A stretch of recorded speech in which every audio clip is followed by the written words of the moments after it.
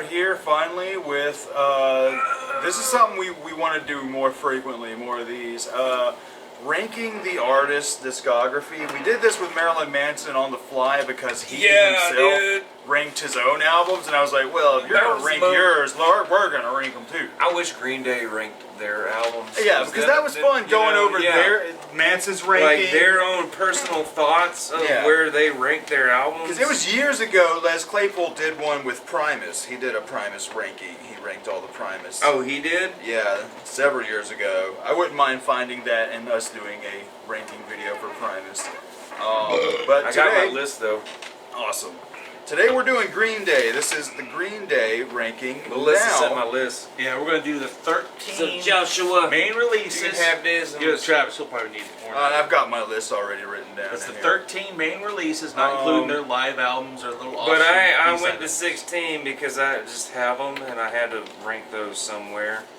But so before we get into anything like I do, we were going to do this a month ago. But things got in the way, and I like to ask everyone, if you want to join the fun, join our Facebook group, just Speaker Brains, type it in, you'll find it. The only rule is, don't be a dick. Don't be a dick. But I always ask before we do something like this, you know, I said we're going to be ranking Green Day's albums. Does anyone have any thoughts? And we'll read them out on the show. We'll give you a little shout out. And so I did that, and we actually got a decent response on this one. For some reason, Green Day is like a big topic. Yeah, so a good buddy of mine, Caden Contois, I'm sorry if I'm going to be butchering names all the time, y'all. But this guy, he says, I remember seeing Green Day open up for Bad Religion back in '93. Oh, that's cool. I had no idea who they were. I asked a guy with Liberty Spikes prior to the show what they sounded like, and he said, if you take Bad Religion being played on 45 speed, slow it down to a 33, you have Green Day. And I know it's punk rock if you slow it down. And he says, I know it's a bad analogy, but it was rather accurate back in the day. It's punk rock for slower people. Oh my God. Then he says, with that, Dookie would be my favorite. That came out a year later. I don't really care for anything after that. So that's what he says, and then. So he didn't listen to past Dookie? Well, I'm sure he did. He just said he didn't like it. Okay. But then our buddy John Short, he says, they're not always my thing, but they're a very interesting band with a very interesting career, and they've made some very good albums over the years, with Nimrod and American Idiot being the best in my opinion. Then good old David Anderson says, Dookie is the only good album. Oh American Idiot is overplayed. And you know what's funny is, we all know David very fucking well. Yeah. I can hear that in his voice. Yeah, I can hear him He's actually really just pure metal. Dookie is the only one! Then our other buddy, Mick Howell, he straight up says, what David said. So another buddy, Chase Cruz, says, nope, don't really like him, LOL. But I'll still probably watch the video. I'm always down to hear people's opinions on albums. The new album, a return to their street punk roots. What? LOL. And I don't know if that's meant to be. I hope that was sarcasm because god damn. Okay. And then another buddy. A lot of these buddies are people from a CD collector group that we're in. Okay. But this is Tom Felter Jr. says, my personal favorite has always been American Idiot, but my order would be American Idiot, Dookie, Insomniac, Nimrod, Warning, Revolution Radio, 21st Century Breakdown, Kerplunk, 1039 Smoothed Out Slappy Hours, Father of All Motherfuckers, and then Uno, Dos, and Trey. I can't put those separately, but they're equally bad. By the way, where can I catch the podcast? I'd love to hear what you guys think. And then another good buddy, Ryan Zalewski. Check him out as Ryan Lobes McGee on his Facebook. Also check out John Short, Rustic Reviewer. He says, my favorites are definitely Nimrod and American Idiot. Nimrod is really underrated because it's mainly known for the awful Good Riddance hit, which is played at every fucking celebration event. Everything else on it is great though. As far as worst albums, I'd say 21st Century Breakdown and a mix of the trilogy and maybe Father of All Motherfuckers. And what you saying? I gotta say, we've never experienced any of those. Yeah, we never events, experienced that. So we don't know how that song has impacted others around the world. Yeah. So it doesn't like resonate to me like it does with everyone else. And I get it because I always hear about people saying that it plays in those events, but I've never really felt that because I've never been there. and that was another one too. Everybody said that Vitamin C Graduation was played at all the celebration events too. Yeah. But the only time I've ever heard that song away from the radio was, I can't remember if it was Scary Movie 1 or 2 when it was, she's driving around and you hear she's singing along. She goes with on it. the radio and says, "Shut up, let me sing." Shut up, bitch! Let me sing the song. And she just, she's just embarrassed as fuck. Yeah. Anyway, our good buddy from the Cut to the Chase podcast on horrorphilia.com. One of our alumni, one of our Horrorphilia alumni, Dan Chase says, "Fucking Dookie!" I love Dookie. And another friend, Tara Sloan, says, "Dookie is their best album, but I really like Nimrod." And another buddy who watches our show, Abraham Ram, Nimrod. he says, regardless of anyone's personal feelings about the band, they've proven that they know how to write hit after hit since the 90s. Thank you. Which is true. Thank you. Oh my God. Yes, they have.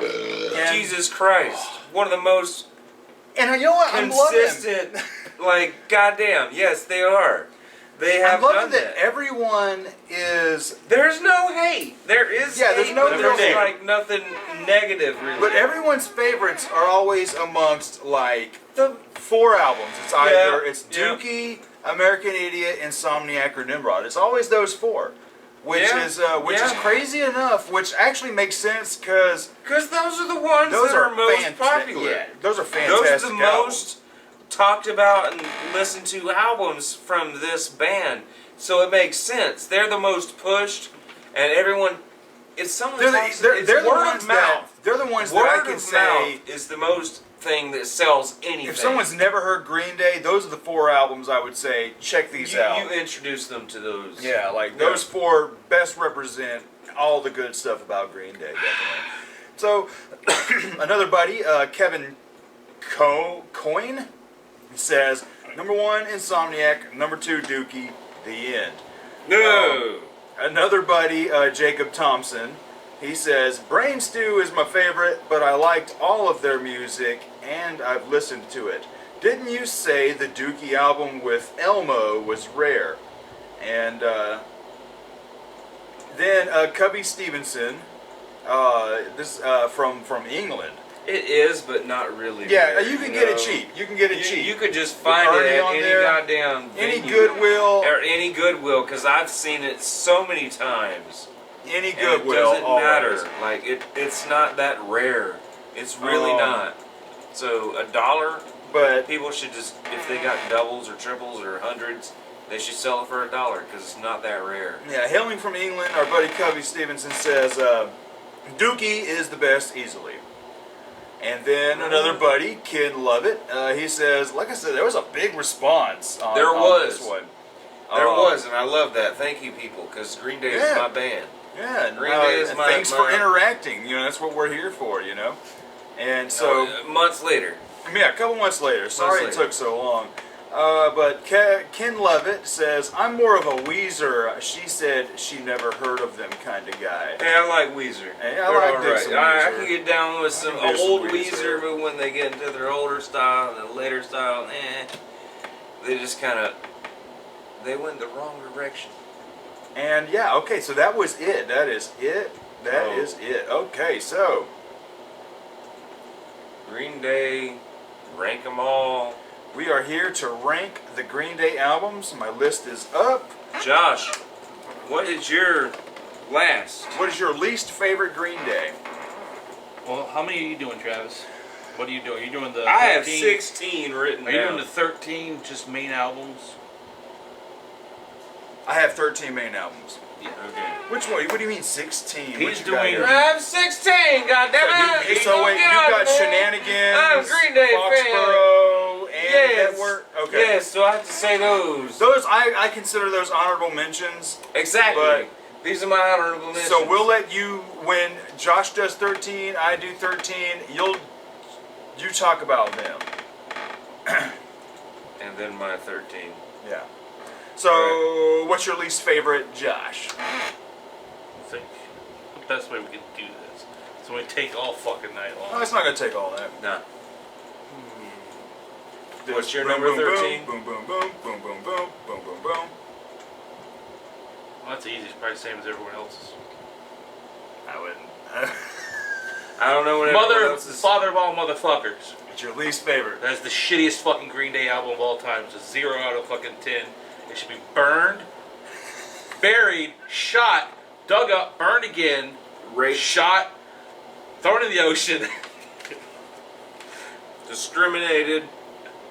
It is the fucking most horrendous piece of crap Just take a ever. dump on it.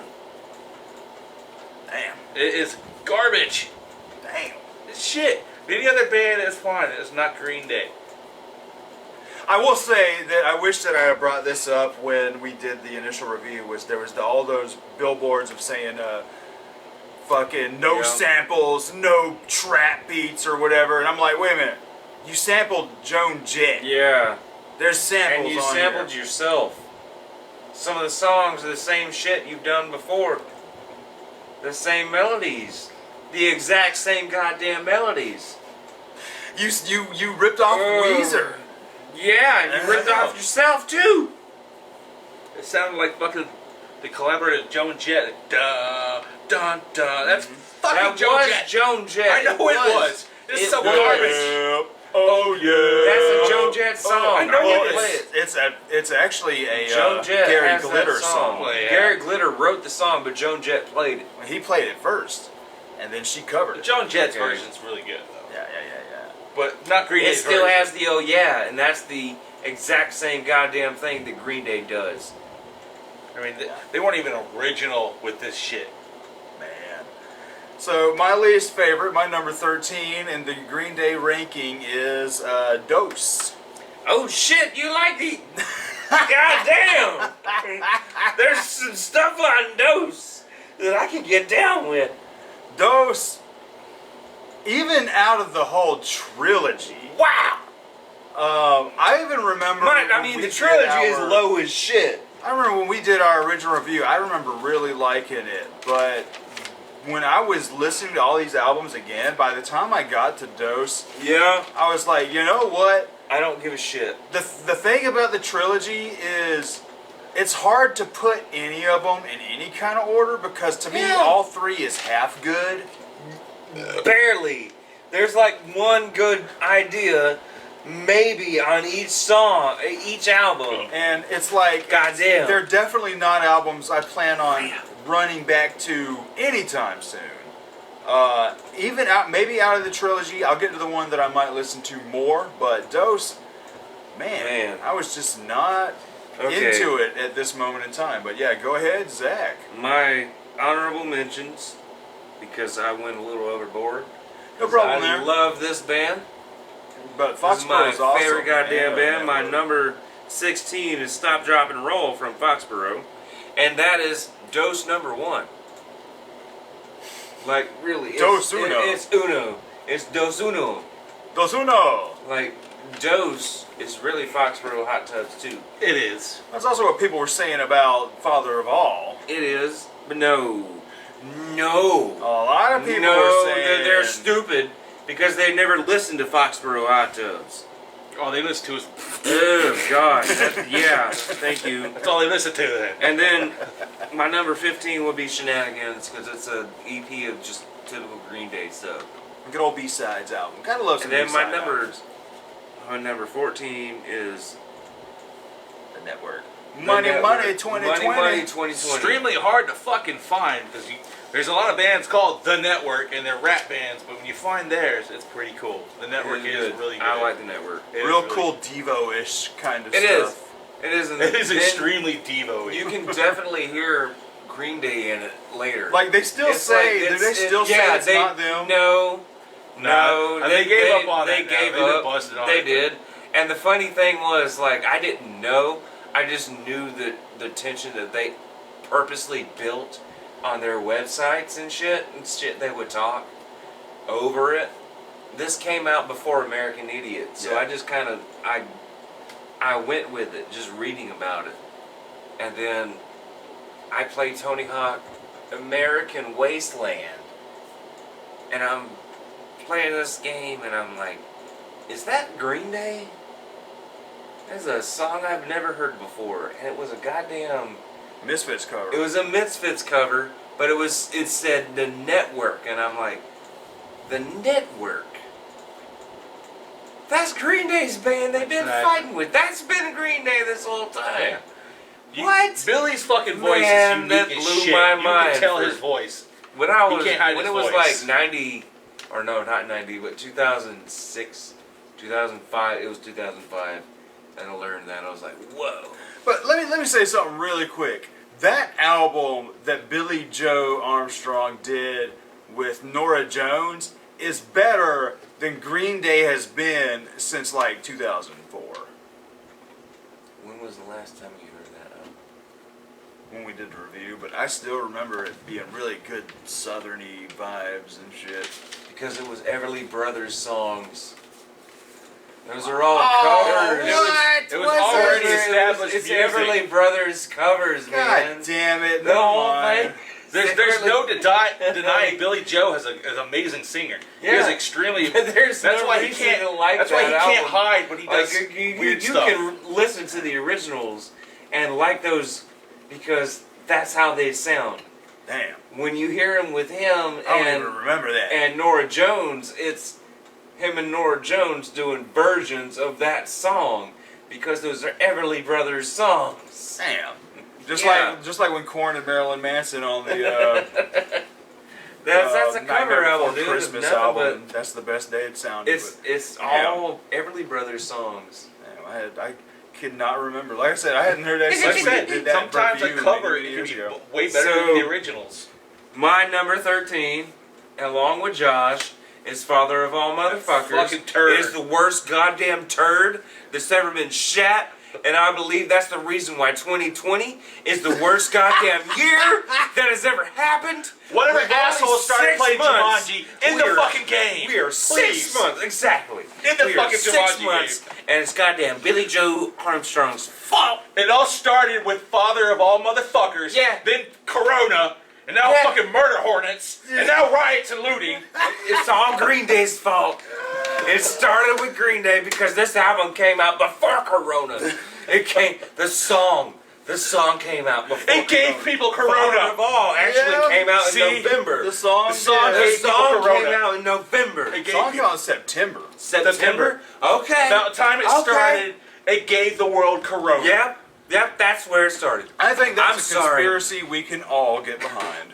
This is why I hate. Somebody call Alex Jones. But for real, Somebody like, get the CDC. Get out there and InfoWars on the like, phone. damn. We got something here. this somebody call Alex this is Jones. the first time I've ever said, "Fuck that! I check out. That is not a good album." Anyway, Like I will See, turn now albums listening to off. Foxborough. I and will fucking- literally turn shit off if I don't give a shit about it. But when I heard this new album, it's Green Day. I gotta listen to it. And then the whole time I'm like, I gotta turn it off. I'm not liking it, but I'm holding myself It back. gave because them anal warts. It's It's like, my oh, goddamn. all-time goddamn favorite band. I have not seen you get this pissed at a band you like. God damn. Like ever. But you know 'Cause what? I've never had this It seems moment. like I've never had He a wants to moment where I've change his ever style. He been wants to go mad. with the network. They're a Foxborough. Foxborough the hot Foxborough tubs. hot tub style. That's I think it's I've his never- ever. Fox Tubs. I've never had a moment where I've ever been mad at my favorite band because they've always done something that We've had I years of relate good to stuff. It's and I okay. listen to, and it's just it always is the most bombastic, cool shit to me. Even when the trilogy came out, I was behind it.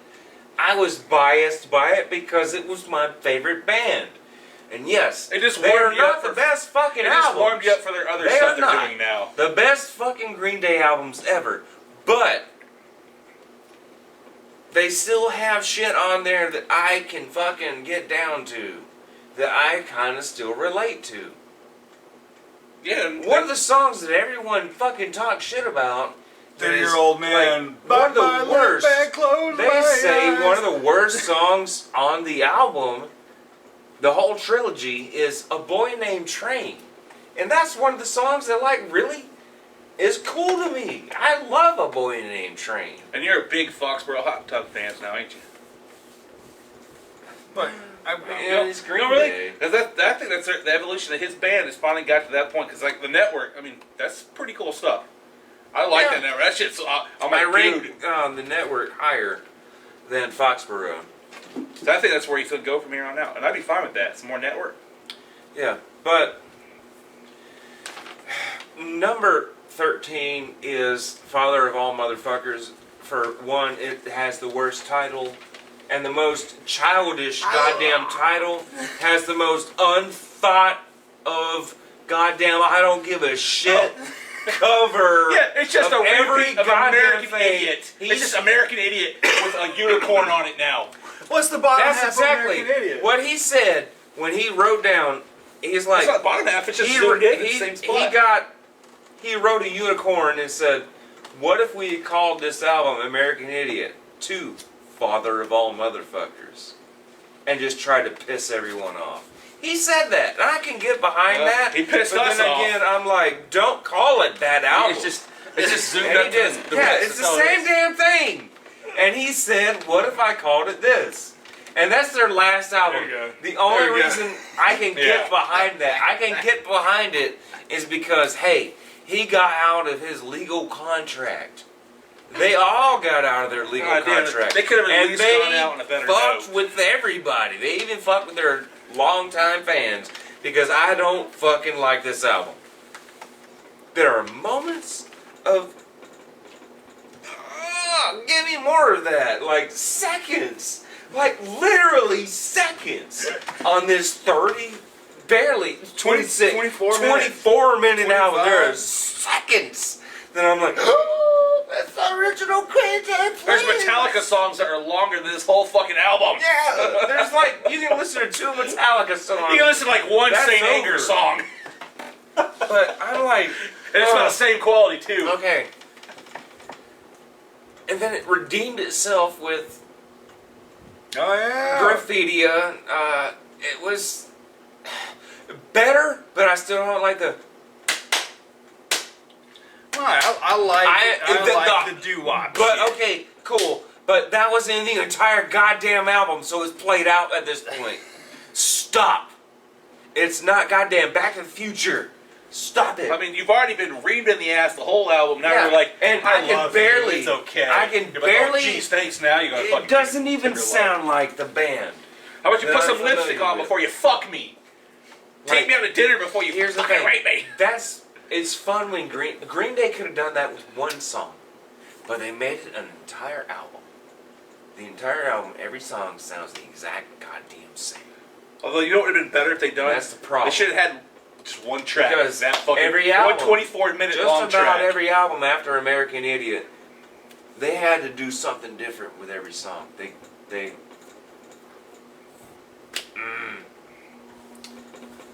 All right. Number 12, Trey. Number 12. That is the weakest of the trilogy, in my opinion. Okay. Not really a big trilogy fan, but I did like it because it's not bad. I like one. Uno and Dos is pretty good. Grab another beer. We'll go this last round, and then we'll go smoke a cig. What's the last round? Like this next run. Okay. But Dos. No, you said Trey. So Trey is your least favorite of the trilogy. Yeah. Least favorite of the trilogy. My number 12, Uno. Oh. My least favorite of the trilogy. Damn. The we are divided on our trilogy. I like that. I totally like that, man. Damn. The more we go, it's like, damn, how high does he have Father of All? That's where I'm going at. Oh my God, yeah, why? Why is this higher than the trilogy? Jesus Christ, I want to punch you now. Because this album is terrible. The worst Green Day fan of all time.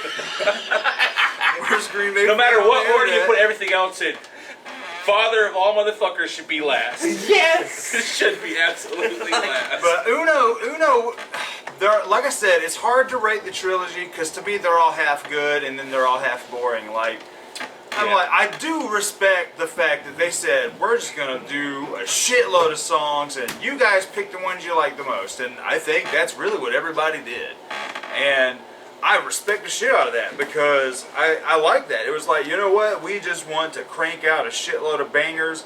We don't care if we like them or not.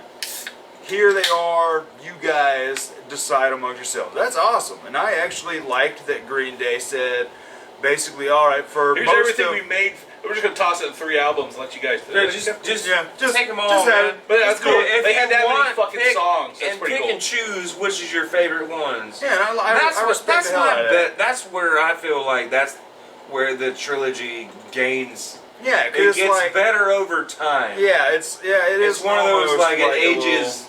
It's not like as, a wine. yeah. It wasn't that good when it came out, but it gets so much better. And but I mean, like they're all kind of half good and kind of half whatever.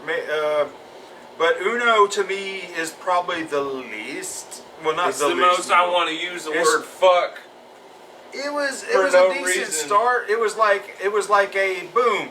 Here's the beginning of this. Because how many months apart did they spread these out? Like, It was supposed to be every 2 months, and then he went to rehab, and the one album came out. They were supposed to come out from 2012 and 2013, and they all came out in 2013 because he went to rehab. Right. And they couldn't tour and all that. And that's why they were planning. Their initial plan was to do that, and then his... So what the fuck drugs was he using when he wrote Father of All Motherfuckers then? he was completely Oh my God! sober. Exactly, exactly. And I'm like, well, shit. We will not You let this were- fucking die. You gave us 3 albums. Way sober. You give us 10 songs, and they're 26 minutes long. Man, I feel like we're fucking jonesing for something. But Joseph was some Uno good is Green like Day. Uno is like, you know, here's a little bit. Here's a At little the time, bit. you said Dookie 2. I remember calling Dose Dookie 2. No, you said Uno. Well, was yeah, Dookie I mean, 2. I see it, I get it because it's, you know, we're just doing some punk rock bangers. Yeah. We're just doing some punk rock bangers. But after, you know, it's, Yeah, at this point. at this point, you know, listening from Smooth Oh yeah. all the way up, Yeah. and really feeling the evolution. The evolution of the band, yeah. Uno is like, it's cool. It's them just trying to do Songy songs. Dookie in the They're, 2000s. they're just doing songy songs. in the 2000 teens. They're not doing political or anything like that. They're just doing there songy might be a songs. song with political overtones. Yeah. And there might be a song about masturbation. You know, just like the Yeah. old days. Yeah, and I'm they're down just- with that. We're older now, and we'll sing about that. Might be a song about fucking. You know, it's like yeah. This is Green Day going back to basics. Yeah. Because for the past This is 2 what everyone- years, this it is was what just the everyone wanted. bombastic epic You all shit. bitched that we don't sound like Dookie, so we're gonna do Dookie again, but 3 times. Yeah, 3 times. Let's get it out of our system. And now you see why I have them in order. I go Uno Dos Tres. Wait a couple This years. is Dookie over and over and over. And mine. But yeah, Uno, I dig it, but definitely another least favorite. All right, Zach, you're number 12. Out of my trilogy, because that's literally where we're going next, because where is it? Dose. I don't like Dose. It's got some good ones in the beginning. I like, but okay. Fuck Time is just kind of stupid. Yeah, Fuck Time is stupid. It's stupid as shit. But I like the music though. I like the yeah, but whenever they get doo-woppy, man, I'm all about it. Or old-timey rock and roll, I'm always all for it. See, here's the thing. Dose is the it's the Foxborough Hot Tub sequel. That's what it is considered to be. Because if you listen to Foxborough Hot Tubs, Dose makes more sense the way it plays out. It is definitely a Foxborough Hot Tubs rock and roll over part 2. That is what it is. But as a Green Day album, no. In my opinion, of all the trilogies, this doesn't work. No. Because it has, like, it starts out with Fuck Time. That's not a Green Day song. Green Day is not that up in your face. Like, I didn't get it, like, at the time, and I still don't as a Green Day fan. They're not like that stupid. You know, the dumb lyrics. I don't know. I mean, I was all by myself. Yeah, goddamn. They've always been stupid. Okay. Well, I don't know how I feel about that. That is a very short song. It's the most least thought of goddamn lyrics of Green Day. Who does I won't be your nominee? Yeah, so that's Trey Cool sang that, didn't he? Trey Cool did the country song. No, but didn't he also do I Was All By Myself? I think he did do that one. I think he did. So I think Trey Cool's probably would be the most. That was a short song though, so that's why it's okay. Yeah, but Dose does have some good stuff on it, but at the end of it, like, it just gets boring after track 6. Dose is a drag, man. Dose is the biggest drag of all the goddamn trilogy, and it's the worst one of the entire trilogy to me. And y'all are probably not going to like where I rank the other two, because they're both together. I'm sorry, I put the trilogy together, but they're swapped, which is what I think is better of the trilogy. But in my opinion, I can take the songs and make my own good album. Yeah, that's what I'm saying. They're all half good. There's like songs I can take from each album and make a hefty sized one album. You can make a double album. Yeah, and make it good. Yeah. You can make it flow and just be the most bombastic fucking Green Day album that doesn't get boring. Yeah. But if you, because I'm not gonna lie, I could shave at least 3 to 4 songs out of each of these albums. Yeah. There's too much meat on this trilogy, and that's which I'm not gonna lie brings it down. I love the shit that they did that though. I love the shit that they did. That's what I love. Guess what? The ones we don't like, other people probably fucking love. Yeah, because for some reason everyone doesn't like the song that I bring a lot of praise to is A Boy Named Train. It's very simple. It's a simple, stupid fucking song. But I love it. A Boy Named Train, that's a good song. True. Now we're going to take a piss. Gonna take a smoke break, and we will be back with 11 through 1. Or whenever we decide to we're going to be here a while. Alright, y'all, we are back with Josh's number 11. 39 Smooth. Whoa! I didn't expect it to be that damn, low. I did not expect that to be Never so heard low. it, didn't really care for it. It's just their older well. stuff. It just stuck before Green Day was really it was like their first album and it an was EP. them getting their groove. Yeah. Plus a different drummer. Yeah. Different drummer. Definitely a different drummer. Not it's a different feel. It's not even really Green Day. Yeah, because they were like basically sweet children when most of those songs came out. Or were written. Because then they wrote the song Green Day and we're like, let's just change our name to Green Day. Yep. I get it. I definitely understand why it's so low. Because it's one of those where asshole elitists will be like, that's the only good Green Day album. You know? But for me, it's not one of my favorites too much either. My next one is my number 11 is Father of All Motherfuckers. Okay. And y'all were thinking. Thank God. Oh my God. Yes. You did. Oh Jesus. Yeah, Zach thought I was gonna have it like the top 3 or something. I thought this was gonna be a bad.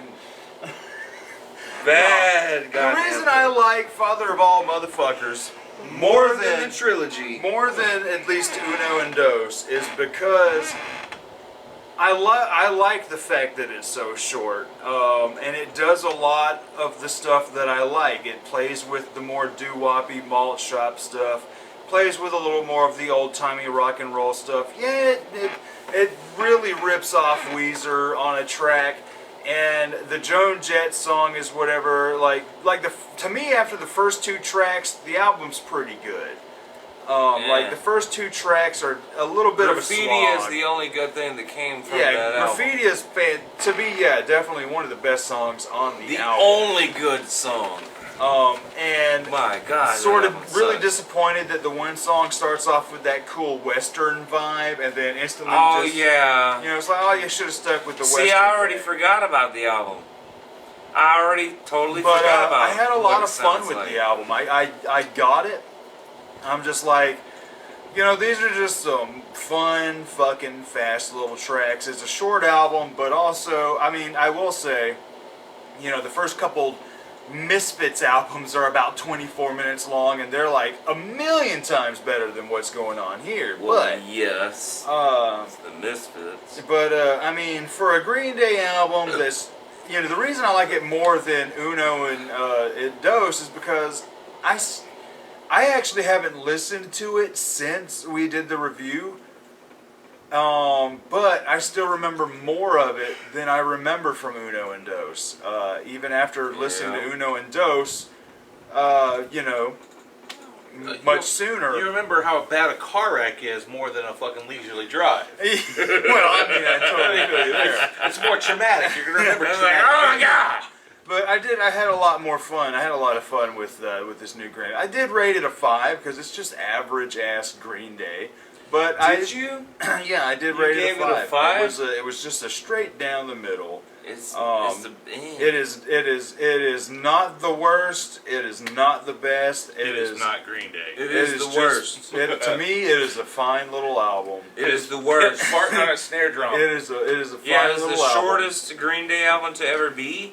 But it is the worst. But I like worst. the fact that it's short. The songs go straight to the point. I give it that, yeah.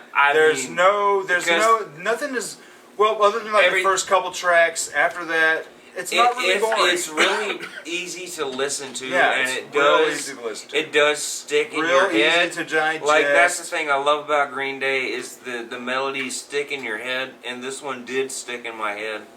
Several days after we did that review, you straight up told me, you're like, oh, I'm warming up to it. But then, like, a day later, you're like, no, I just started listening to these other Green Day albums. Yeah. Fuck that album. Yeah.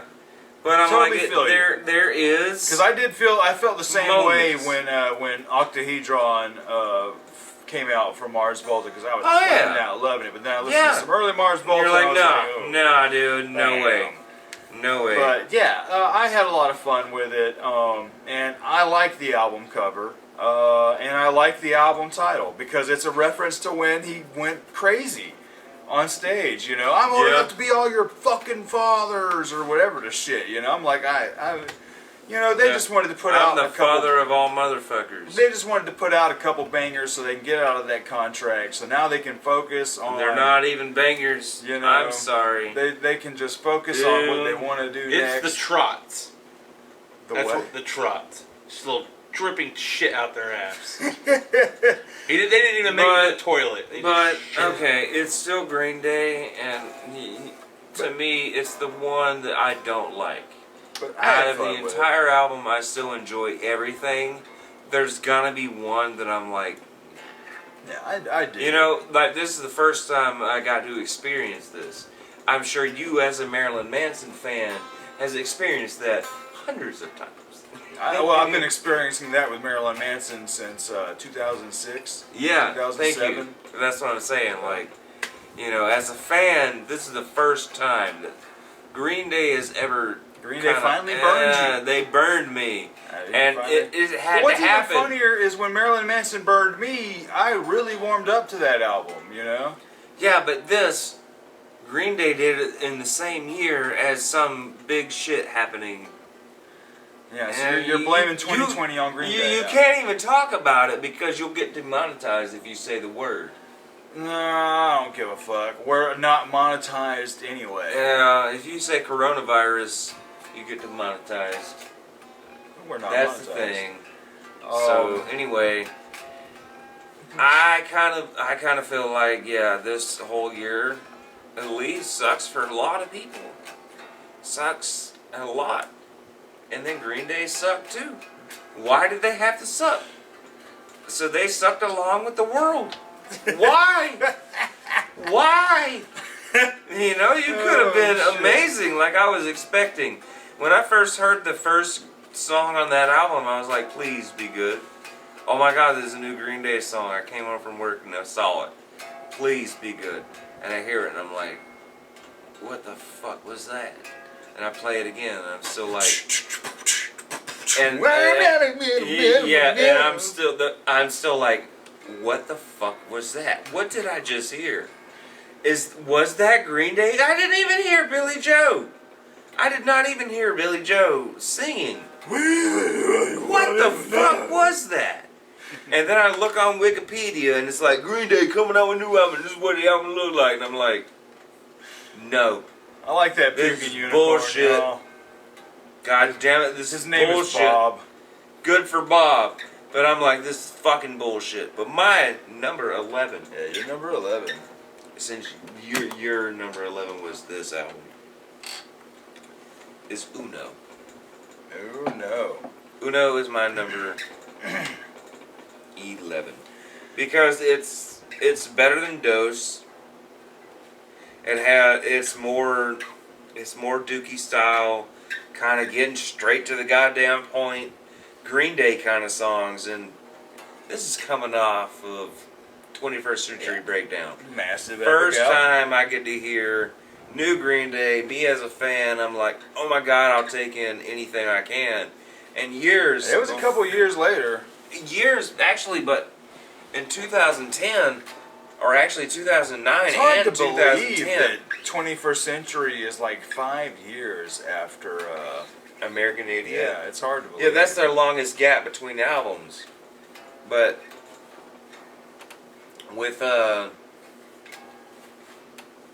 21st Century Breakdown, they just kind of kept on going. They toured. They put out the live album with a song from the Stolen album. They did a song from the Stolen Cigarettes album. and Valentines or whatever. Yeah, they did that song, Cigarettes and Valentines, on the See, I would like to hear album. those songs. Yeah, that would be cool, but they did some of that on Revolution Radio. But that one song, Cigarettes and Valentines, was done on the live album. So that came out in like 2011. At that same time, they were doing live shows as Foxborough Hot Tubs with new songs. And a lot of those songs, exactly an entire goddamn set, was turned out to be Dose. Or other songs from the trilogy. So I heard they were coming out with a trilogy of albums, and I was like, oh shit, please do this one song, or do this, I've heard all these songs that y'all have done live, randomly, and I don't even know what you're talking about, I don't know what anything is. Do this. I was hyped. Because it was coming, it was like the age of the internet. Everything was being live taped and just sent out there, and I was eating it up. And Uno dropped, like it was coming out, everyone knew about it, the whole goddamn trilogy was a thing, and I was like, oh my God, this is my most hyped goddamn moment. And I'm coming home from work, and I turn on the radio, and it's Rock 103.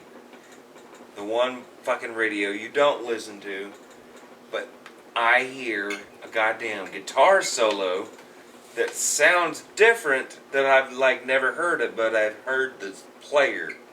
And I'm like, that's Billy Joe. What the fuck is that? And it's just the most adequate guitar solo. Yeah, the most one that you when you hear it, you know who's playing it. That's what I'm trying to say. When you hear that person playing it, you know who it is. You have that feeling of, that's that guy. Yeah. So, like if you hear Elton John play piano, you know it's Elton John you hear piano. that vocal from Elton John, you know him. Even if it's not a song you've heard from Elton John, you know the voice. So, I'm hearing the solo to Oh Love, and I'm like, that's a Green Day song. Oh yeah, that song was good. And I stopped. I'm coming home from work, so, you know, at the time, and still at the time, I don't live far from work. I'm always right there at Playful Pups or Paisley Pooch or Pause and Play. I'm always in the same area. But I was at Paisley Pooch at the time, so my ride home from work was just the solo. The entire solo of a Green Day song. 30 seconds. But anyway, I knew that's who it was, and I stopped, and they said over the radio, that's the new Green Day song, and I'm like, I knew it. Holy shit, that was cool, because I felt it, and I knew that's that motherfucker playing the song. And then I still feel after the hype and listening to it, and as a fan, it's 11. Yeah, they did go back to their original style and singing the same old bullshit. But I have some problems because they've done better. Instead of singing the same old bullshit, they progressed, I felt, and matured, and could sing about other things. At that time, they did 21st Century Breakdown before this, and that was the most mature shit they ever did. Just felt they kind of regressed. Yeah, they just went way back to Dookie. Green Day was in They remission. reverted to Dookie, and it was like, why did you do that? Why would you do that? Because this is the initial evolution, and now it's a de-evolution of your sound, and you're going back to the basics. Well, there's 3 albums, so hopefully it's better. Josh turn? Yep. Dose.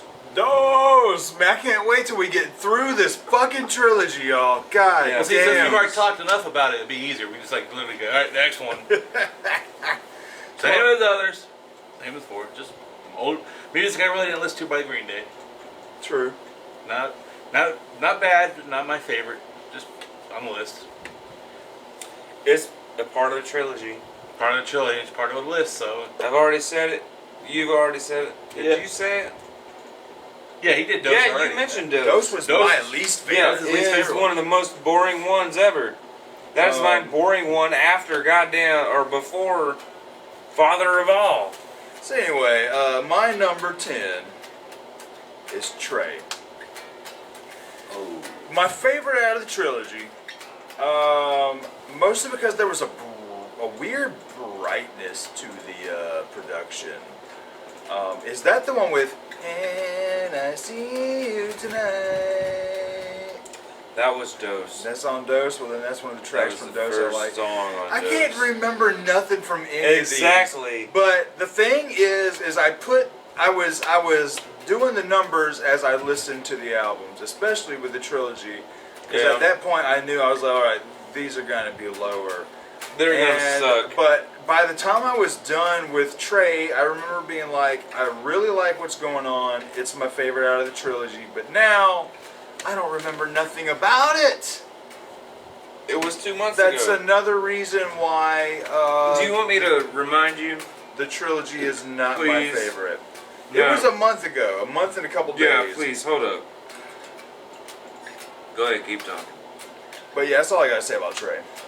Trey. Goddamn.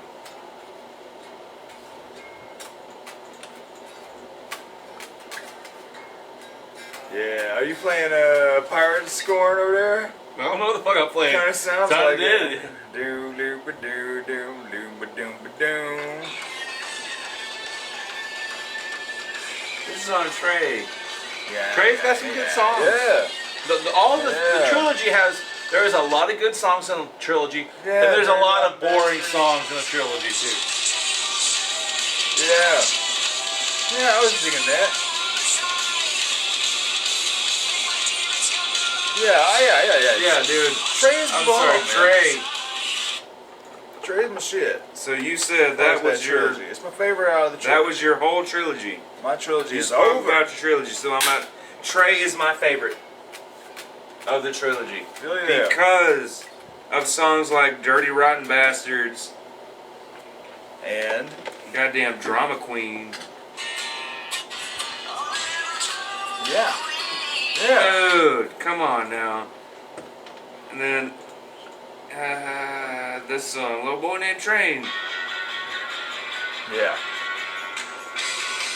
I love A Little Boy Named Train. This is like one of my favorite songs from the album. Yeah. Like, I don't know where I've been, I don't know where I'm going. It's like, yeah, you've heard that hundreds of times, but it kind of fits when it's a train. Like, well, I don't know where I'm going or where I've been, but I'm a train, a little boy named Train. You know, you keep on going. Trey. Trey's got some bangers. Trey's got some bangers. Trey I had the most fun with it when I should was have listening ended to him. with the other song, but then you get this big ballad. Yeah, The Forgotten is good. Yeah. The Forgotten is good. It's not a typical Green Day, but it's a good end kind of banger. And you know, at the time in 2012, this was a good song to me. It was one of the best Green Day I've ever heard at that point. As a holy shit, this resonates with me as a fan. Big shit to me. Yeah. I fucking felt this Trey shit. Did it, man. This Trey was the only one of the whole trilogy that I felt that's the Green Day that I was expecting from the goddamn, like, after 21st Century Breakdown. That's what I was expecting, you know? Yeah. You gave me your epic songs, and then, okay, now I can make my own Green Day album. And so I kind of like the whole trilogy. But yeah, it's like a pick and choose your own adventure. Yeah, I can pick and choose my own adventure, but I'm definitely going to pick and choose most from Trey. Of Trey. Yeah, you know, because it's my favorite. Had a lot more fun with Trey. So that's my. Where's my list? What is your next one, Josh? Probably Uno. I bet Uno. We're not done with the trilogy yet. God damn it. Because I was on 10, and that was Trey. This is Josh's number 9, y'all. That's not my cheat. That's my cheat. My cheat say number 9 is Uno. Uno! So why is Uno better or your favorite out of that trilogy? Oh, it was just the order it was in. It really is. Those bottom songs are just the albums I didn't really listen to. Between Uno, Dos, and Trace, it was all just kind of a toss-up. You just there's a a lot lot of good with the songs. I get it. Yeah, because they're about. There's good songs, all three of them, and there's bad songs, all three of them. There weren't nothing to write home about. That's how I feel. Pretty much everything you guys already said is exactly how I feel about those ones. Trey is the best to me. The only reason, because I just remember enjoying. I remember having more eyebrow moments, you know, where it's like, okay, that's cool. So my number 9 is Smooth, 1039 Smooth, and that being because it's a decent starting point. You know, you gotta respect where they came from. Yeah, you gotta respect where they came from. Some of the songs are really good, but I mean, I'm not feeling it until about Kerplunk. I'm the same. As far as their early albums. My 9 and 8 are the same as you. Yeah, because it's like I'm not feeling like Green we Day can just go straight to Josh because I'm saying. Oh, so our 9s are the same. Yeah, our 9 and 8 are the same, or at least I know that Kerplunk is after this. So 9 and 8 are Kerplunk and 39 Smooth. So your next one is it Smooth? The one you would be saying after 9. Yeah. My 9 is Smooth. Okay, yeah. Okay. And then It's a decent, Kerplunk is after that. decent first album, and I like that. I like albums, you know, when they like. Let's say it was an independent release at first. Yeah, you can then they re-release it with excitement, with some with the EP stuff. You call it 39 smooth. Yeah, I call it. Well, because it's so much easier to remember. hours. So much easier to say that. 1,039 smooth out slappy hours or some shit. But yeah, That's they all just the combined EPs, the EP name It's 39 and the album name together. 39 smooth. But that's what I wrote. It's a fine little debut album. Yeah, it's a good debut album. Got a lot of the it doesn't have all the characteristics, but it's like the characteristics are. But there's a lot of guitar solos on it. Yeah, it's got a lot of solos. There's a lot of guitar solos, and it was like you don't really get solos later on. No, you don't. It's like that's where the first time I remember listening to this with Dad, we were in the car, and he's like, "Who's playing guitar?" And I was like, "That's Billy Joe," and he goes, "Why does he do that now?" I don't know. Maybe he's making more money not to do that.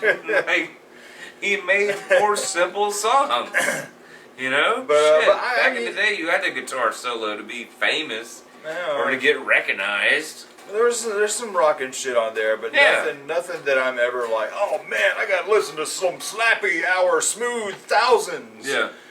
You know, and plus, fuck, is that a hard fucking thing to say? It is a long fucking time. 39 smooth. But, so, what Kerplunk. And then Kerplunk. What's your next one, Josh? Number 8 is Kerplunk.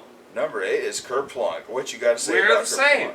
We are the same. We are the same. I mean, they're more, it's the still first raw. one, it's their first, to me, their original. It's the first one with Trey Cool. Yeah, with the classic lineup. It's the classic lineup. Oh it's kind of, it's very raw. This is like raw Pingo before they fine-tuned the sound. And it has the original version of, is it Welcome to Paradise? Welcome to Paradise. Welcome to Paradise. To me, this is the more stripped back garage punk Green Day. It's garage Dookie. It does. It sounds a lot like what Dookie would be, but a little more on the less money side. Yeah. If we didn't have Dookie money, was this more is what refined. Dookie would sound like. Was That's finished exactly and polished. what it was. This is the unpolished Dookie.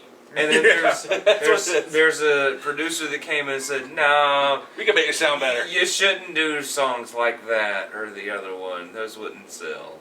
You know, so they did Dookie. And Dookie is the one that sold millions, billions of copies and shit. I think Kerplunk is one of those fantastic sophomore albums where it surpasses every bit of Smooth Out Slappy Yeah, Days. it does. It's like when they got the drummer, when they finally got Trey Cool, they could figure out their Cool ground. is They finally got their grounding. Yeah, and that's also why it sounds they were raw. going to go from He's there. new, so they haven't really found their tune. That's in my opinion, that's when Green Day became Green Day. Yeah, the thing about Trey Cool's drumming is this man knows how to hit the drums at certain nuanced moments. When he plays along with the notes. Trained. He plays along with the notes as opposed to just giving you a straight beat to play on. Like the man knows when to hit a certain cymbal or drum roll that matches what the bass is doing or what the guitar is doing, and I mean, you make it more classical. You get that a lot in When I Come Around. His drums on When I Come Around are matching. On When I Come they Around. are matching every musical note that the bass and guitar is putting out. You're going and then he stops and gives it a and it's just so good. If you ever try to play Green Day on drums like old Green Day, it's fun. Yeah, it's fun. Like you're an amazing drummer at my bachelor party. If you ever try to play some Green Day stuff, that's some. Because you hear that bass drum, right? The bass is going boom, boom, boom, boom, boom, boom, boom, or something like that. But his bass drum is hitting all those main notes. Boom, boom, boom, boom, boom, boom, boom, boom, boom, boom. Like his bass drum is. Yeah. You know, and it's like he's doing that while also all this is doing this cool shit right here. That's why he's always been like one of my all-time favorite drummers. Were you just trying to do the bass for fucking when you come around? Yeah, that was okay, I'm like, what the hell is he just doing? Yeah. And see, that's another cool thing is he always kind of knows when to come in because the song starts off, and he just that's how he starts the song off. Like he starts the song mid riff. Yeah, you know, and that's cool as shit to me. Like Trey Cool made Green Day so much fucking better, but Mike Dirt's bass, even on that first album. Man, so fucking good. Yeah. So fucking good. Even on 31, man. 39 Smooth. 30 Days, Smooth, Happies. So fucking good. So many names album, in this album. So fucking good, his bass playing. And Trey Cool. It's sad though, but his bass playing has not been that impressive in several years. And even Trey Cool, it has not been that impressive. Yeah, I mean, I do hate to say that. God damn. Them dudes God damn, back then. Like those two guys, like musically, definitely the stars for me. Exactly. Like those two guys can leave Green Day and start another band. I'm following them. I'll check out Billy Joe and whatever he does, but I'm following He's just got those new two music guys. with his sons. But so who's next? You. Me? Insomniac. Wait. So what number are you on? 8. 7. See, no, you. So okay. no. Sorry. It's because you guys both just talked about Kerplunk, but I never went to my number 8. Your number 8? Yeah. I told you my number 9 and 8 was Kerplunk. My number 8 was Kerplunk. My number 9 was Josh's 8 was 39. Kerplunk. You both went. Well, go Travis, you're number 8. My next one, my number 8 is Revolution Radio. Oh. And and that's goddamn. I'm a little hurt. Can you grab me one? That's something. because Should be another PBR in it. Yep. Grab Josh something. this is the last one, unless you want No, one of I'm these. good. I'll take a PB. I chugged my beer, so Now, Revolution Radio is Revolution Radio is a. You know what? When I was listening to it last month, getting ready for this podcast, oh my God, that was the first time I had heard it since we did that original review a couple years ago. And I remember not being too impressed a couple years ago. A couple years ago, I remember being like, "Oh, it just sounds like typical Green Day." But it was that first single that came out that was really good. Bang Bang. Bang Bang with the Bang Bang, give me fame. Yeah, with that fucking awesome gypsy kind of solo in there. Yeah. Listening to it again, I was like, damn, you know what? This album, all the way Should be through, up to entertain. all the way through, that album sort of just makes up for all the lackluster shit that Trilogy had. It's a damn good album now that I'm hearing it again 4 years later. It's a good album. Yeah, damn fucking good. And actually probably the best of theirs since 21st Century. For me. After 21st Century, in this new era of Green Day, Trilogy, Revolution, and then Father of All Fuckers, the best out of these is My definitely thing is, Revolution. I just didn't want you to put Father of All Motherfuckers at number 1, so I'm happy. No, about that. Chip was never going to go there. never have. Never. Everybody, if They they... never watched probably like fucking Dookie. They would turn this goddamn If video everybody off. has paid attention to this channel for all these years, they know what my number 1 is.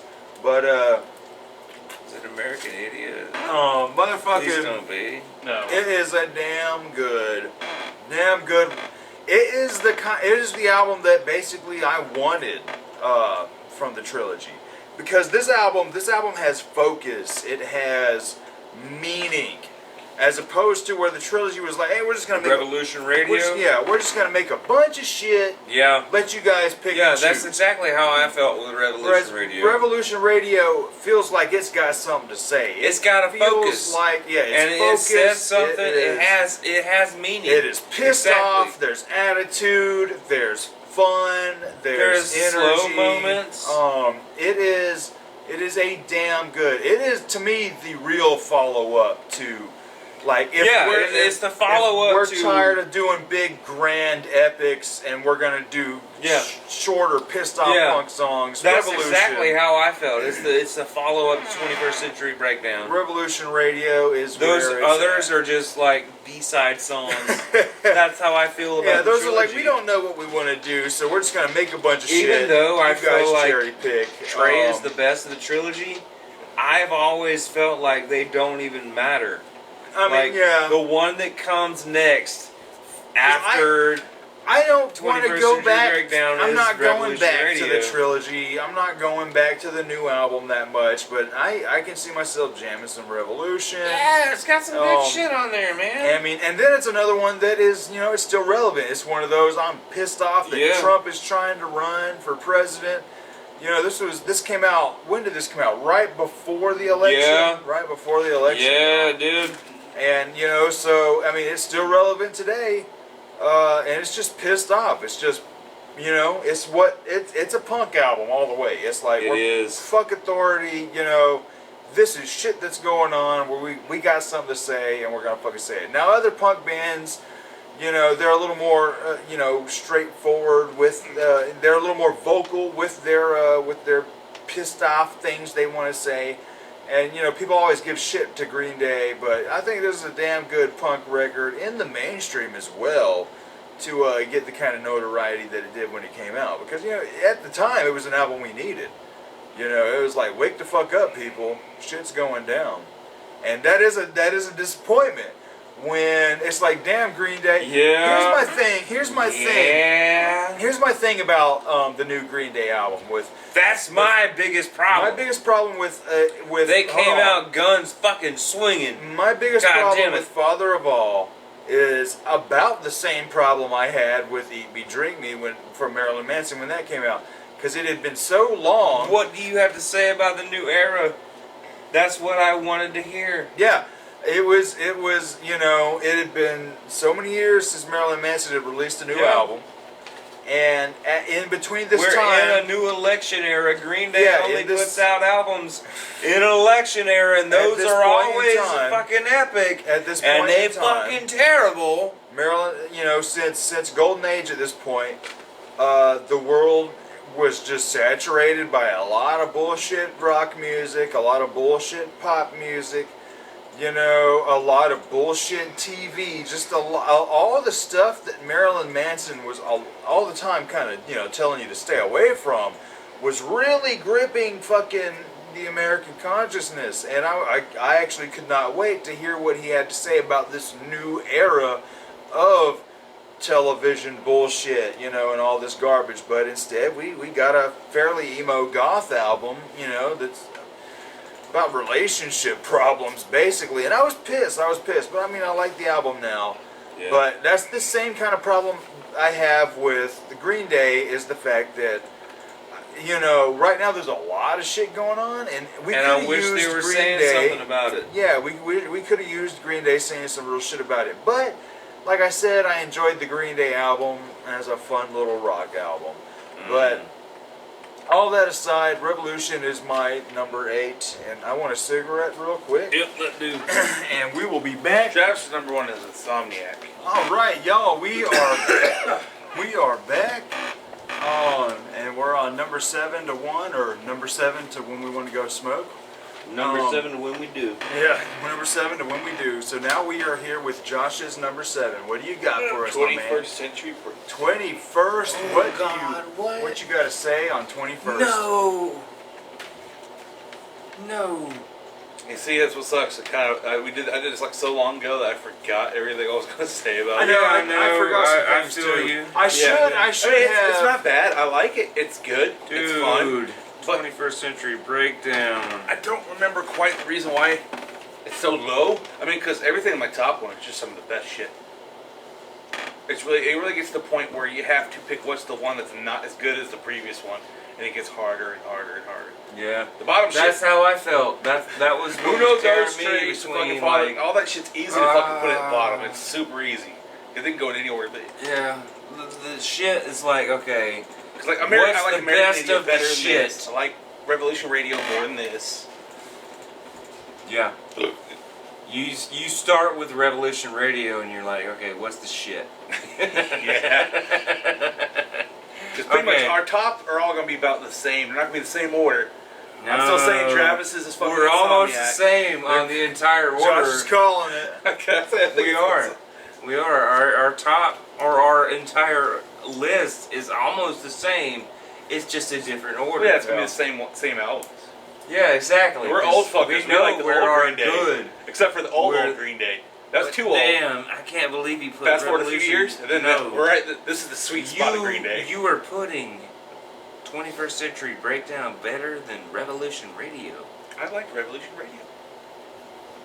All right. I think. I'm not 100% sure. I can't remember the reasoning. This was like 2 months. I did this 2 months ago. Yeah, I did too. Okay. I did too. I should have taken, because I've been off this whole week, I should have took the time and listened to these albums again, or at least skimmed through them. It's only a smidgen behind Revolution Radio. I get you. But I listened to a lot of that Johnny Cash this week. Yeah, nothing wrong with that. Johnny Cash. So I listened to Johnny Cash at work, and it was that one that I sent you on the picture on Facebook or whatever. I said, damn, that's cool. I got one of those with the American albums. One of the last American albums that Johnny Cash did. Which one? Don't know. One of the later ones. Came out like 06. Oh, see, I think I have the last. Yeah. one. It's With like that kid on the cover. There's no child. Yeah, I've got the one with the Okay. child. Okay. Travis, your number 7. So I tried listening to it at work, and I'm like, this is depressing. Yeah, that's. I mean, that's the American recordings. You know what I'm saying? Like that's old man Johnny Cash. That's Johnny Cash. Like, it was dark just and depressing, that album, man. though. I was like, I don't want to listen to this while I'm Like when working. he did his cover, Like, this just makes it's me fucking depressing. This makes Or me Blue sad. Monday. And like His cover of Blue Man, one of Monday's my very depressing. like, I had multiple moments of coworkers coming up and being like, Zach, come on now. He's like the original goth. Exactly. He's like the original this country makes me goth want guy. to kill myself, and I said, yeah, That's I know. Johnny Cash. And I reached for my Bluetooth if you speaker, want and I'm some like, of the nah. best Johnny Cash, if you Folsom want some of County the best studio recordings, though, if you want some of the best studio recordings, that box set that I have up there has everything you need. As far as like his old stuff, his stuff with everybody, that's a great fucking box set. Yeah, but the best of the best Johnny Cash will always be his live stuff. Folsom Prison, Folsom Prison, San Quentin, was it Madison Square Garden? Fucking cocaine, man. Yeah, Take a shot of cocaine and shot my woman down. Yeah, like for some reason, Johnny Cash live is so different. So much better. It's and more so much fucking more fun. There's energy. Yeah, there's so much more energy. But him on his albums, he's so dark and brooding. Yeah. He is a goth. Yeah, he's like, just a grown country goth guy. But I've even got that album over there, the One Piece at a Time. One Piece at a Time is such a fun song. Like the dude wrote some really fun country songs, but they were always better live. There's more energy. He's laughing during the songs, and they're just having fun. So your number 7 on Green Day? My number 7 on Green Day is Kerplunk. Ooh, number 7? Kerplunk is, I think I said it already, it's the ultimate follow-up to, it's the ultimate second album. It's like, it did everything the first one did, but better, and it, like we mentioned, that it just sounds like Dookie, just not as polished. Trey Cool. And yeah, Trey Cool coming in, fixed a lot of, didn't fix anything, but it made it better. They meshed together. He plays better. He was the most what that musician needed. He fit in better. He came in to make his those presence people is definitely missed on that first album. Yes. He made the people that like when you get to the first album with Neil Peart on fucking Rush. You and can the tell. first album when Phil Collins wasn't even on the first Genesis. They are a better band. He was that guy, kind of like with me and System of a Down. When Darren started singing more, that's when they found their niche. And then they stopped and broke up. God damn it, why? They did only 3 albums with that. Surge and Darren clashed. It was simple. It was Darren's band.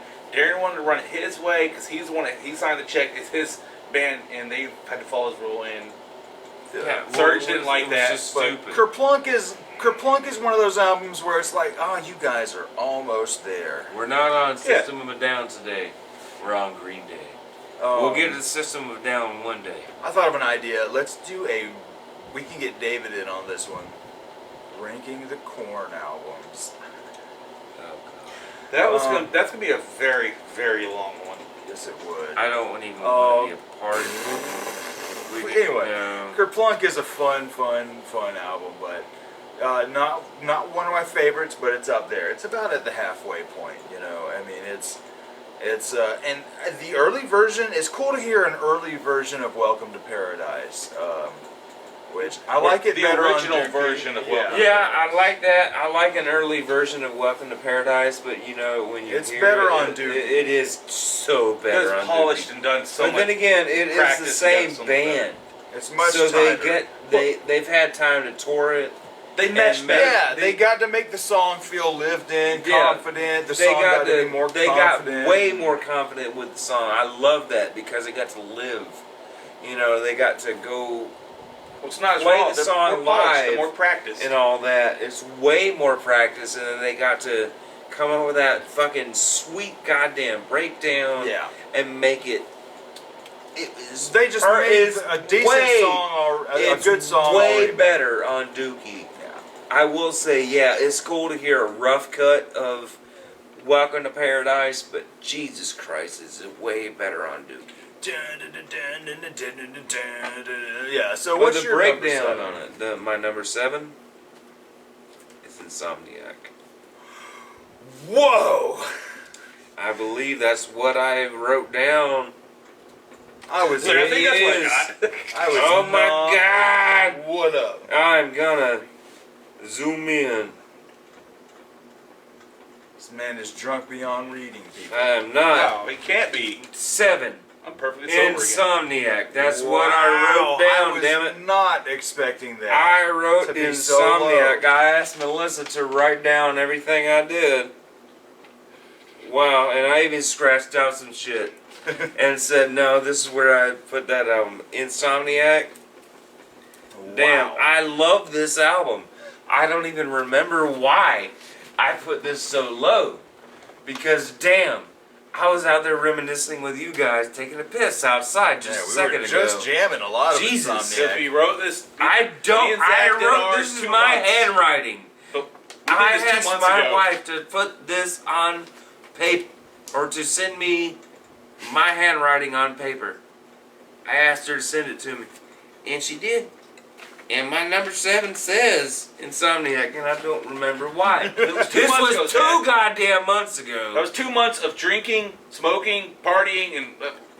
I've been through so many universes since that time. This man done had 3 wedding dates since. Yeah, and I've also played so many...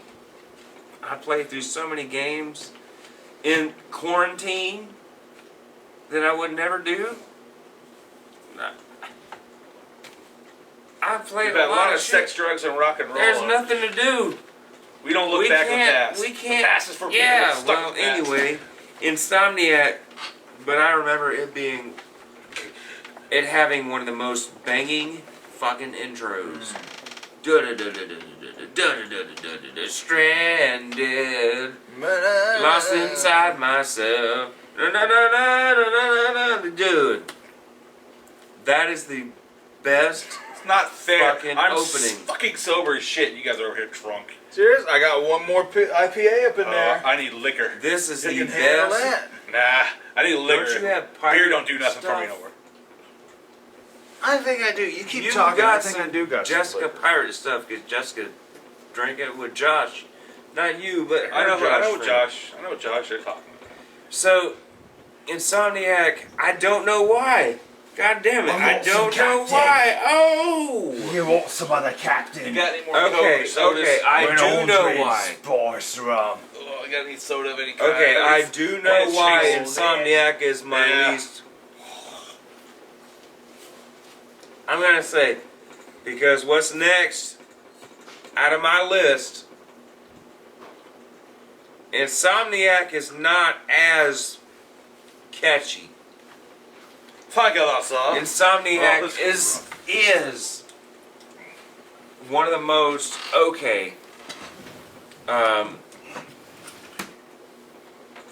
that's a fucking good Green Day album. If I were to introduce somebody to Green Day, I would give them Insomniac.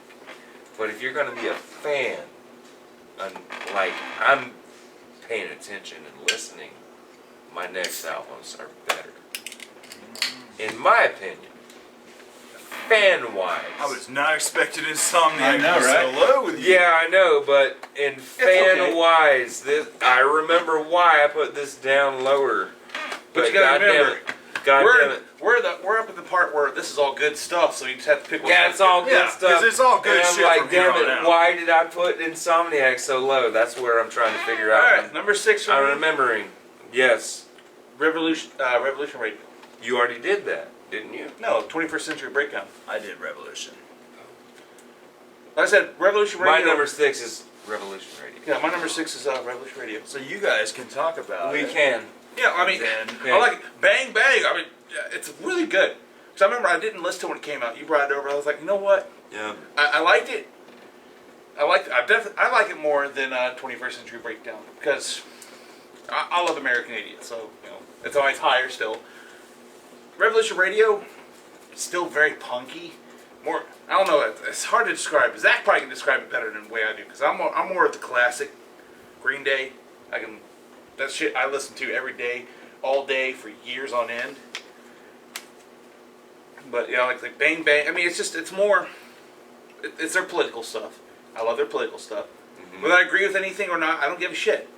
I just love the emotion and the energy they put into it because it's more. It's like it's hard to say. It's like it's focused and direct, but it's still got that. It's really. They're very catchy and punky. It's still punky in the sense, the Green Day sense away, because you can't. It's like trying to compare. You can't compare Green Day to like the Ramones or Sex Pistols. Different types of punk. Different. Like you said that little story. The guy says, "You take it, slow it down." That's Green Day. Mm-hmm. That's a great analogy because that makes sense. They're a lot more slower, but it still has the same emotion, the meaning behind it. It's very political. That's about Green Day was some of the first punk I ever started hearing. First punk bands I ever heard when I knew what punk was Green Day, Offspring, and The Living End. The radio stuff, the stuff we would hear on Rock 103, because that's really we didn't get the we all heard the Ramones probably like in a movie or something. You always hear fucking something, but you don't really know what the fuck it was. But yeah, just like American Idiot when it came out, it was an election year. That didn't mean anything to me back in those days. Hell no. And it never means anything to me. How old were you in 2004? In 2004? Yeah, when American Idiot came out. I was 16. 16, yeah. I was 16. It didn't mean anything, but it was there. I knew it, and I remember... Well, even now, we're not political at all. Yeah, I've always remembered the elections and all that. Just don't fuck with the us. people around me were all about it. But one of my favorite bands kind of always centered... Like, I recognize that being a Green Day fan.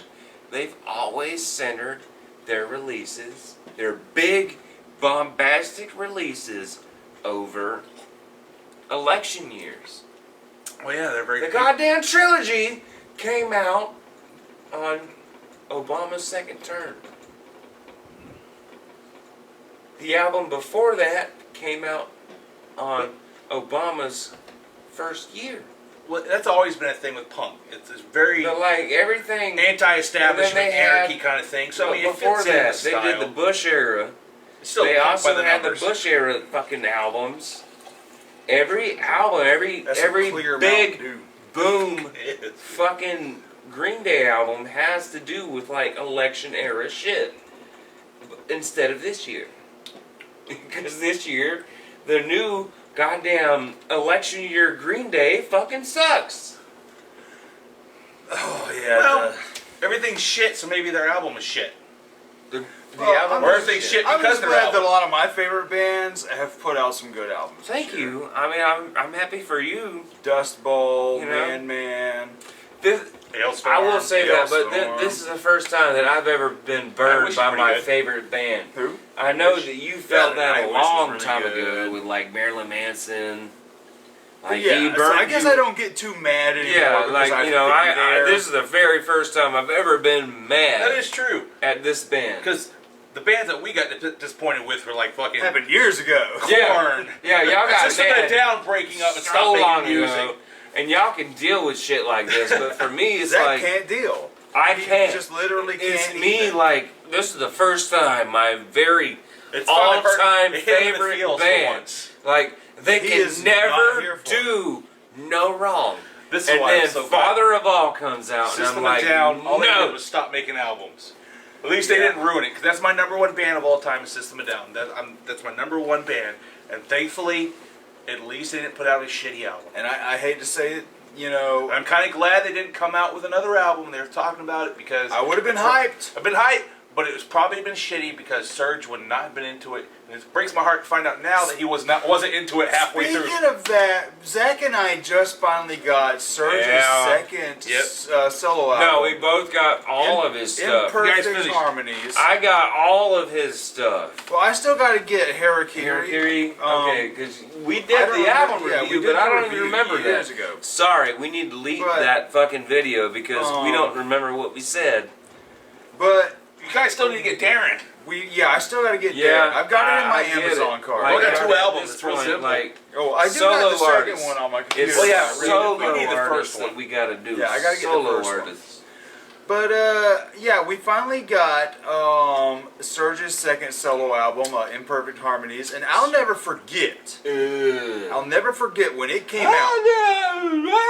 One of the reviews that I read that had me interested all these years, the reviewer said, this album is like if Frank Zappa lived to see the Bush administration and techno music. And after jumping into Frank Zappa like I did, God damn it. and then His wife was mad at him. Hey guys, come watch a Zappa movie with us. That was the dumbest idea we ever did. Oh damn, that was so boring. 200 mountains. Holy God. shit. But then after We hearing, needed drugs. after hearing Imperfect Harmonies, I'm like, where did this guy come up with this analogy? Yeah, where's this Zappa? Where's the Zappa? Where's the Zappa? Because this doesn't sound like Zappa. My thing was like, It is this sucks. So I It say, is. Elect Oof. Dead. This first one was as close as he was going to be to Elect the System of a Dead. Down. God damn it. The Elect the Sky Dead I is like. Over is the most goddamn hypnotized, mesmerized I like surge Lie. you will ever get. Lie is awesome. Because I really did like Elect the Dead. Because that was the thing with Serge's lyrics were always amazing. But his music wasn't all that great. Whereas Darren's music was great, his lyrics weren't that good. Now Darren's got better. His lyrics suck. Now, Goddamn. with his side band that he finally came out with his solo band, his lyrics got better. That's why by the second album they're so much better as opposed to his first solo. Scars on Broadway is pretty rad. Scars on Broadway. It's only It's him very on the basic second lyrics album. still. He kicked out the drummer and bass player. Yeah, I don't know what the whole deal. There was some big deal. with Because that. okay, both of them, Serge and Darren, had songs they had written for System of a Down, and they both released them differently. The second Scars on Broadway that came out last year, But yeah, he said he had that written that System shit of a way System years of a Down ago. songs. that And album. he said he was gonna release for System of a Down, and Well- then Serge right now is sitting on songs that were supposed to be System of a Down Oh, I know. songs, so he's about to release them himself solo, with and it's Darren, gonna fucking suck. what Darren was that album. He finished that album in 2016 because I was a big Scars fan, and he said he finished that album in 1 week. He wrote it, all the music, had it all done out already. But he said he wasn't releasing it until all the hype died down because everyone was dying to hear it. Fast forward fucking a shitload of years later. I remember we were talking about it, and I said, watch, I bet you, because when the rumor came out that they're going to make a new album, I said, watch, I bet you this is going to be the fucking second Scars album. Just come in with them. Now that I've been fine with that. And then when Serge, because he did, Darren pitched it. He's like, here's the music we're going to use. Serge said he don't want to because I don't have no say in this. This is all your music. You wrote it all. So Serge said, nah, we're not going to work together on this. So when they said they weren't going to do it, he went ahead, boom, Scars on Broadway. Boom, he released it instantly. And then he straight up admitted, yeah, this was all I was saving all this for a new System album, but they didn't want to do it. So. And it would have been amazing because the second, it's called Darren Malkovich and the Scars on Broadway. It's a fucking amazing album. The only thing it's missing is Serge's opposing vocal. And what was great, because this whole album has a lot to do with the Armenian genocide, which Darren has been holy. That's what his entire... And Darren looks weird with hair. He does. And older and chubby now. And the hat. He wears a fucking... He looks like you with your hat. Yeah. And the beard and everything. He looks so fucking weird. Not from the old day when he had his hair shaved. That long fucking... bald, man. With long braided beard. That was the bass player, wasn't it? I have no clue. No, Darren did that too. He had he had his shit like crazy and was bald and he all like fucking... I thought he always had hair back in the day. But who are we on now? Okay, who just went? You're the next one. Me and Zach was together. Okay, yeah, y'all were talking on about... 6. You're number 6. Alright, my number 6 is 21st Century Breakdown. Oh. See? So we're all in the same area again. 21st Century Breakdown is to me, it's a damn good follow-up to American Idiot, and I am actually really glad that they decided to keep with the rock opera style, because some bands who might be one thing for many years and then try something different might not do that again. Hence, when that's what it was. It was too rock opera-y for me. That's why it was a little bit lower. Yeah, this one went. I liked American Idiot. Way up in there. I like American Idiot because, like the Jesus Suburbia. I love the rock opera on that one. But this one was too rock opera. To me, I'm not going to lie, American Idiot did it better. But... It's like Tommy at Quadrophenia. Exactly. Yeah, there you go. Exactly. You to me, get it. There's a certain level of good. To me, Tommy is my shit. Tommy is fucking amazing. Quadrophenia, I dig, but I don't feel the same. That's why they had a whole fucking movie about that shit. Tommy was a great fucking movie. There's the difference. There's the difference between Tommy and Quadrophenia. Yeah, it's going too far. The thing is, like with the difference between a rock opera and a concept album is. A rock opera, it's all spelled out for you in the lyrics, whereas a concept album, you got to think about it a little more. The story's that's how I feel about American Idiot. You have to figure out the story. And, but... Alright, I'm going to say this. Even you said it in your story, or in your review. You said, I don't know if Jesus is... yeah, some things are left up to interpretation. Yeah, but he said in the lyrics... that he shot himself, it's a so-and-so suicide. Yeah, because it's the same.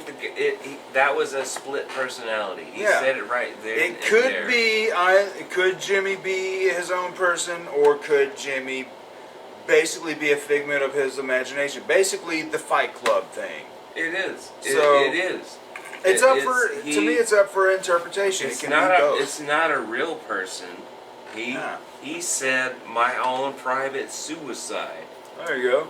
He says it in the lyrics. Spelled out. Then. It's spelled out like a motherfucker. My own private suicide. Rock opera. Yeah. Spelled out. And that's where when I heard that as a listener, that oh my God, it was like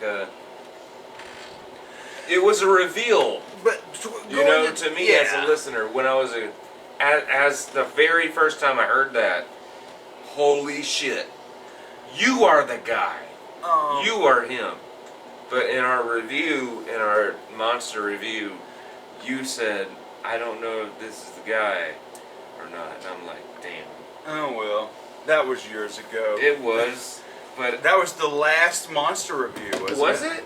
No, I think we did a Christmas one. We did. Yeah, we did the Afro Man. God damn, we did Afro Man. Hey, cool.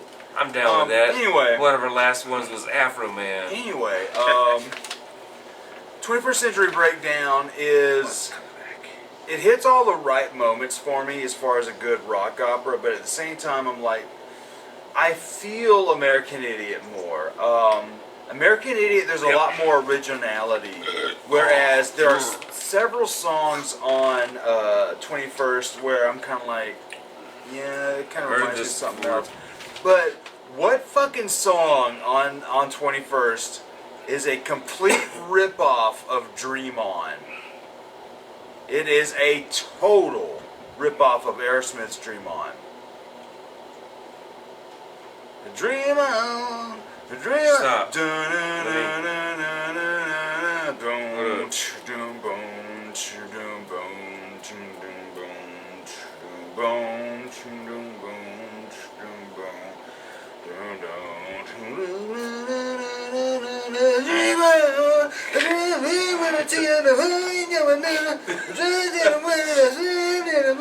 Get a few beers, this guy, and he's doing this shit. I mean, it's a good half to the end. Yes. Like, it is a total rip-off of Dream On. Good song, though. Thing is, I love Dream On. And, I mean, I like this song for ripping it off.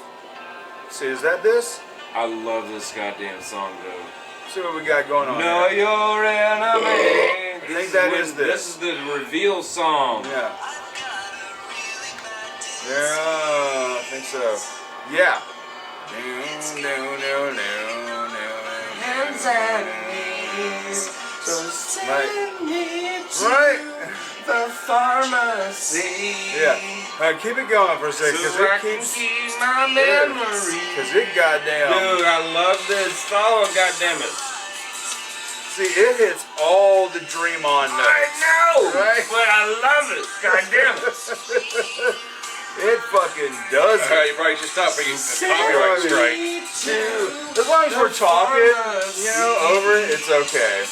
Okay. I don't care. I don't watch the music. Dream on, a dream on, a dream on, Dude. dream on, dream on, dream on, dream on, dream until your dreams come true. What the hell? The birthday breakdown on that song, man. They straight up rip off Aerosmith on that. And you know, I'm not the biggest Aerosmith fan. I'm not the biggest Green Day fan either. And We're like, number I'm here for it. I am here for it. But Hold up. I think Trying to find the breakdown. it's the same song. Yes. Trying to find the breakdown. Yeah, is that the breakdown? It's coming. La, They shut the fuck up. la, It's la. going. Whoa. There you go. Yeah, That's this the part's shit. rad as Dude, fuck. this album, man. God damn it. It's a damn good album, man. Like, I mean, the songs drag on, god damn it. it just, I don't know. I don't know what this album is trying to say. You know what I mean? American Idiot knows what it is, knows what it wants to be. This is trying to be American Idiot too. It has a beginning, American a Idiot, middle. too. Yeah, and it is. It's trying to be that. American Idiot. He made it bigger than he tried to make a bigger Yeah. rock opera. American Idiot And has I it all love figured it. out. American Idiot has it all figured out, whereas this I like one the simple rock operas. is where it's like, I am loving every minute of this, but I'm like, what are you telling me? What is this supposed to be? Yeah, what Yeah. the fuck There's is a this? lot more. You have to read a lot into it to Yeah, understand. because it's like, Yeah, that's exactly how I felt. And it's because actually, the thing about American that's exactly Idiot how I is, still feel. like, what, a couple of years ago he came out and was like, oh yeah, it was about the whole Bush thing. But yeah, we all knew that. But the Yeah. story in the album It was can pretty. be It was there. any era. It can be Yeah, any era. it was That's pretty what's so obvious. good it's about the it. same. It's the same story as West Side Story. Yeah, that's what's With so Jesus good and about what's it. her name? Yeah, that's And what's you know so what- good what's her about name American was? Idiot. Is it's obviously in his mind about some Bush shit. But anybody can listen to American Idiot and be like, boom, this is a what story. it's about. This is a story. It's like, oh brother, where art thou? It's the Odyssey. story, That's but it's all it Homer's is. Odyssey. But it's a whole story in its own. But with you got to infer a lot of shit. With 21st, I'm like, you got to sit down and break it down. I don't know what's going on. I'm like, I'm loving the music. I'm loving the fucking music, but the story's not there. What is this? You have to infer the story. What is the story? You have to tell me. Like, I have to read down what the story is. This is fucking high school English. What was the author trying to say? I don't fucking know what he's trying to say. And what is the story? It's just, and that's not even a detriment. That's just why I like American Idiot more. If we go rock opera, we want a story. Because I like big bombastic stuff, even if it's a band who doesn't do big bombastic stuff. But what I'll say is the reason I really love 21st is because I wasn't expecting Green Day to do that again. Take another band who did something different and then went back to garbage was Korn when they did their shitty dubstep album, and then they just went back to normal Korn shit. And, a lot of bands, like, take, for instance, Kiss, when they did their little rock opera thing, the Music of the Elder, which I really dig, and then they went back to doing normal Kiss shit. A lot of bands won't follow it up with something bigger and more bombastic, but Green Day did it. Green Day had the balls to fucking be like, well, we went out of our comfort zone for some American Idiot. Let's see what we can do Let's now. fucking go for. We need a bigger, better pick of Destiny. I'm here for that. We need another Tenacious D fucking rock opera. All right, I am. We had one and it fucking sucked. But I am all about it. But I do like American Idiot a little more because it feels a little more focused. 20 songs. It's got a story. It's got a beginning, middle, and end through the music. You can follow. You can smoke some weed, follow it, and picture every scene in your head. Whereas like their newest little concept album they did a couple years ago. That was a great little rock opera, even though its story was basic as fuck. The Astonishing. That was a very long motherfucking rock opera. 2.5 hour fucking rock opera. But I mean, it's like, but the thing is with 21st is like, I love the shit out of what's going on, but at the same time, I am not paying attention to the lyrics like I am with American Idiots. But damn. But that's my 2 cents on that one. What is your next one, Zach? That was we did it together. Okay, my y'all did. So we're now on number 5. So speaking of American Idiot, number 5, American Idiot. For the very reason you said that. My number what? We're on number 5 now. We are on number 5. So mine is American Idiot. For the very reason because one, it is a really good rock opera. Damn sure it is. It's for a band who never fucked with that shit. For a punk band to have a rock opera. Like the first punk rock opera. And we're not talking about this is not super far into their career yet. Yeah, it's barely 10 years after like 2000 was like you're on 2004. What? You're on we're number 5. We are on number 5.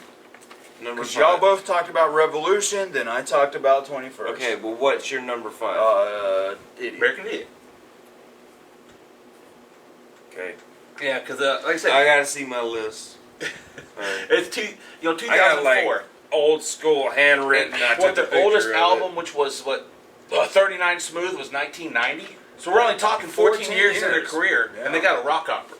And it's actually and since they really good rock opera. Since they were big at this point, it was still reprised. Dookie was the earliest big album, and that's barely 11 years. Yeah, Dookie was 1994. 94, so 10 years. 10 years. 10 years. In 10 years, they had multiple albums, and they still came out with a rock opera. And this album probably made them bigger than Dookie ever made them. It was extremely big fucking MTV. It was a big deal. It was the biggest, it was their second resurgence. Definitely. It was, yeah, and was a big thing to be Green Day at that time. It was one of the few times in my life when I saw a new album from a band who had been around for a while come out with an album. Get like bigger than they were before. Was like, whoa, now there are fans younger than me. Yeah. And I hated that. I'm behind that. Like, I loved this band before that, and then now this album comes out, and everyone just like, oh my god, Green Day! It's like, I'm just a big Green Day fan. Like, shut up, poser. No, you're not. Exactly. You just now heard about them. Like, we're like Bane. We're like, you merely adopted it. We were born into it. Exactly. I was born into it. We didn't hear American Idiot until we were already men. Yeah, it's like it's cool because one, as far as I know of, it's the only punk band to have a rock opera. Yeah, as far as I know, I don't know if any other. Could it be the very first of its kind and one of the few of its kind? And one of the best done too. It's a punk rock opera, which is really fucking awesome. I mean, I mean, cause it's not like the classic punk. Everyone should already understand by now. Green Day is not classic punk. They're not the da-da-da-da-da-da-da-da-da. They're not. It's slower. They're a new classic punk. They're the new wave. They're classic now. They are now. I mean, it's been 25 years, 30 years. Green Day is very classic. Hell, someone said they're the progenitors of what this punk is now. Whereas a lot of people, it's a little bit slower. Listen to it's this, not that and they're harder. very influenced. And they're by not the way as they political play. It's not Clash. It's not Ramones. Sex it's not Pistols. Misfits. Yeah, it's not any of that. But it's got punk aesthetics. Yeah, exactly. It's like 34. It's like punk light. It's 34% punk. You take punk and turn it down just a scooch. Not as fast. Turn the RPMs down. It's still punk. But it's so cool because they still play fast as shit. They do, and they're fast. My God, and the musicians are very amazing. Alt rock. But what's so cool is that they vary in their music. That's why it's so cool. Exactly. Because like we listen, they just keep his metal song is fucking amazing. Their folk songs are fucking amazing. Their whatever the shit they fucking just did was not fucking amazing. But hey, they're allowed to fuck up. Whatever. Who cares? They made a mistake. They'll fix it later. But yeah, number 5, American Idiot, rock opera, punk. Totally. Not something you'd ever think should go together. Works fine. Which is something that probably should have been. Which is surprising nobody's done it before. I know. Like as far as we know, there might be some random ass punk band. Somebody in the comments will be like, "Well, fucking Piss on Your Dog's Face did this album in obviously 1992. it wasn't big enough to be in the fucking media. I don't see MTV then playing you gotta think about it too. That was a time. That was like when you take 1995 for instance, and you have Smashing Pumpkins blow the scene up with Melancholy, and it being at the time one of the first and last major concept albums getting huge at that point in time. This was probably the first big concept rock opera thing to be in the mainstream since Smashing Pumpkins and the songs you're still hearing today. You are still hearing them today. Those Smashing Pumpkins songs still hearing them today. Exactly. You're still hearing those songs. You're still hearing just like the goddamn. And then when you go back, you're still hearing the Wall songs today. Yeah. It's like it's so 2004. crazy. That's kind of like towards the middle-ish end of nu metal. Yeah, nu metal was kind of really starting to change itself. You don't hear people fucking talking about nu metal except for people like us who. The scene kids were coming in, and Green Day tapped on a consciousness, a paradigm shift before anybody knew that thing was gonna happen. Like, Scene Kids weren't shit yet until right after Green Day hit the scene, because boom, all of a sudden My Chemical Romance came out, huge as fuck. That was at the same time, goddamn American Idiot. That is true. You saw the decline of nu metal and kind of gothy metal, and the rise of the emo and sort of emo kids. And goth kids came around, and it was like boom. New goth. Classic color of American Idiot. We're wearing red and black. That's true. Yeah, they did the whole red and black shit. You know, wearing the black dress shirts and the fucking slacks with the red tie. Yep. The kind of anarchy shit, the anarchy kids, whatever, fucking. They're trying to be, like I said, the anarchy light, punk light kids. They're not quite hardcore fucking, let's burn down a fucking school punk. I don't know what it was though, but Scene Kid chicks were so fucking hot. Because they wear shorts, fishnets, and have their ass went tits to hanging out. Ashley and Will's wedding thing. And I was wearing all black with a red tie because I thought that was cool, like Green Day. And you were wearing your Piggly Wiggly shit because you had a tie, and that was your best dressed up stuff. And we both went there, and we were the only ones wearing a suit and tie. And we thought I remember looking at you being like, I feel stupid. Everybody was wearing a dress. You said, yeah, because nobody is wearing a suit or a tie, or no one's dressed up. Everyone's wearing a t-shirt. It's like when me and you went slacks. to that fucking rave thing at the fire department. Man. We were dressed like we're from Blade. Right, because I was wearing this and my I had a black leather jacket, black clothes. I was all fucking Blade looking. I had that lady tell me I was cute, and I was like, awesome. We walk in and we look like we're straight out of fucking Blade. Where did you go? That rave. Some rave thing. With Chad. With Chad and his girlfriend. And she was playing. She was DJing there too. I don't remember his real name, but we call him Dick Shadows. Yep. What year was that? 2014. Yeah. Damn.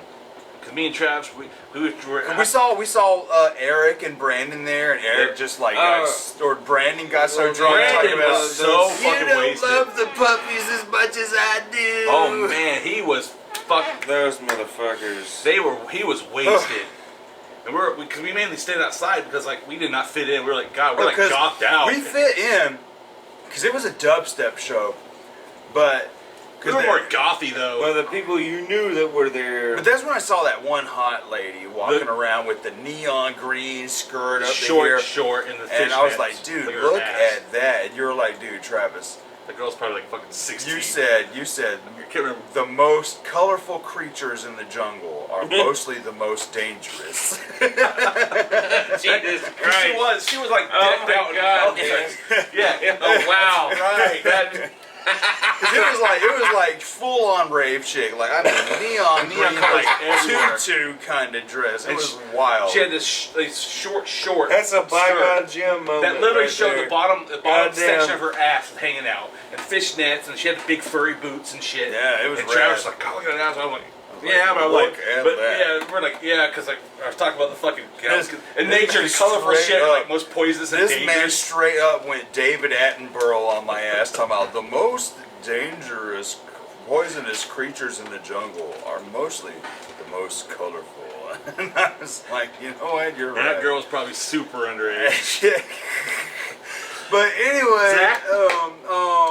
Who's cigarette? Hold on. We're number 5. You are number 5. You talked about that. We'll go and then we'll take a cigarette break. So my next one is Dookie. What? Cigarette? Okay. I gotta pee. Goddamn it. Well, go pee real quick. Zach called it. We're gonna go. Holy Christ! I'll take a cigarette.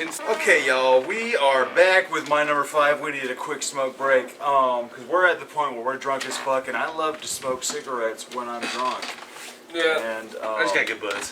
So just be dude. So my number 5 is Dookie, and the reason number 5 is Dookie is because Dookie is probably like a lot of people the first Green Day album I ever heard. And the funny thing about it is Zach is always to me. Damn, my number 5 is Dookie.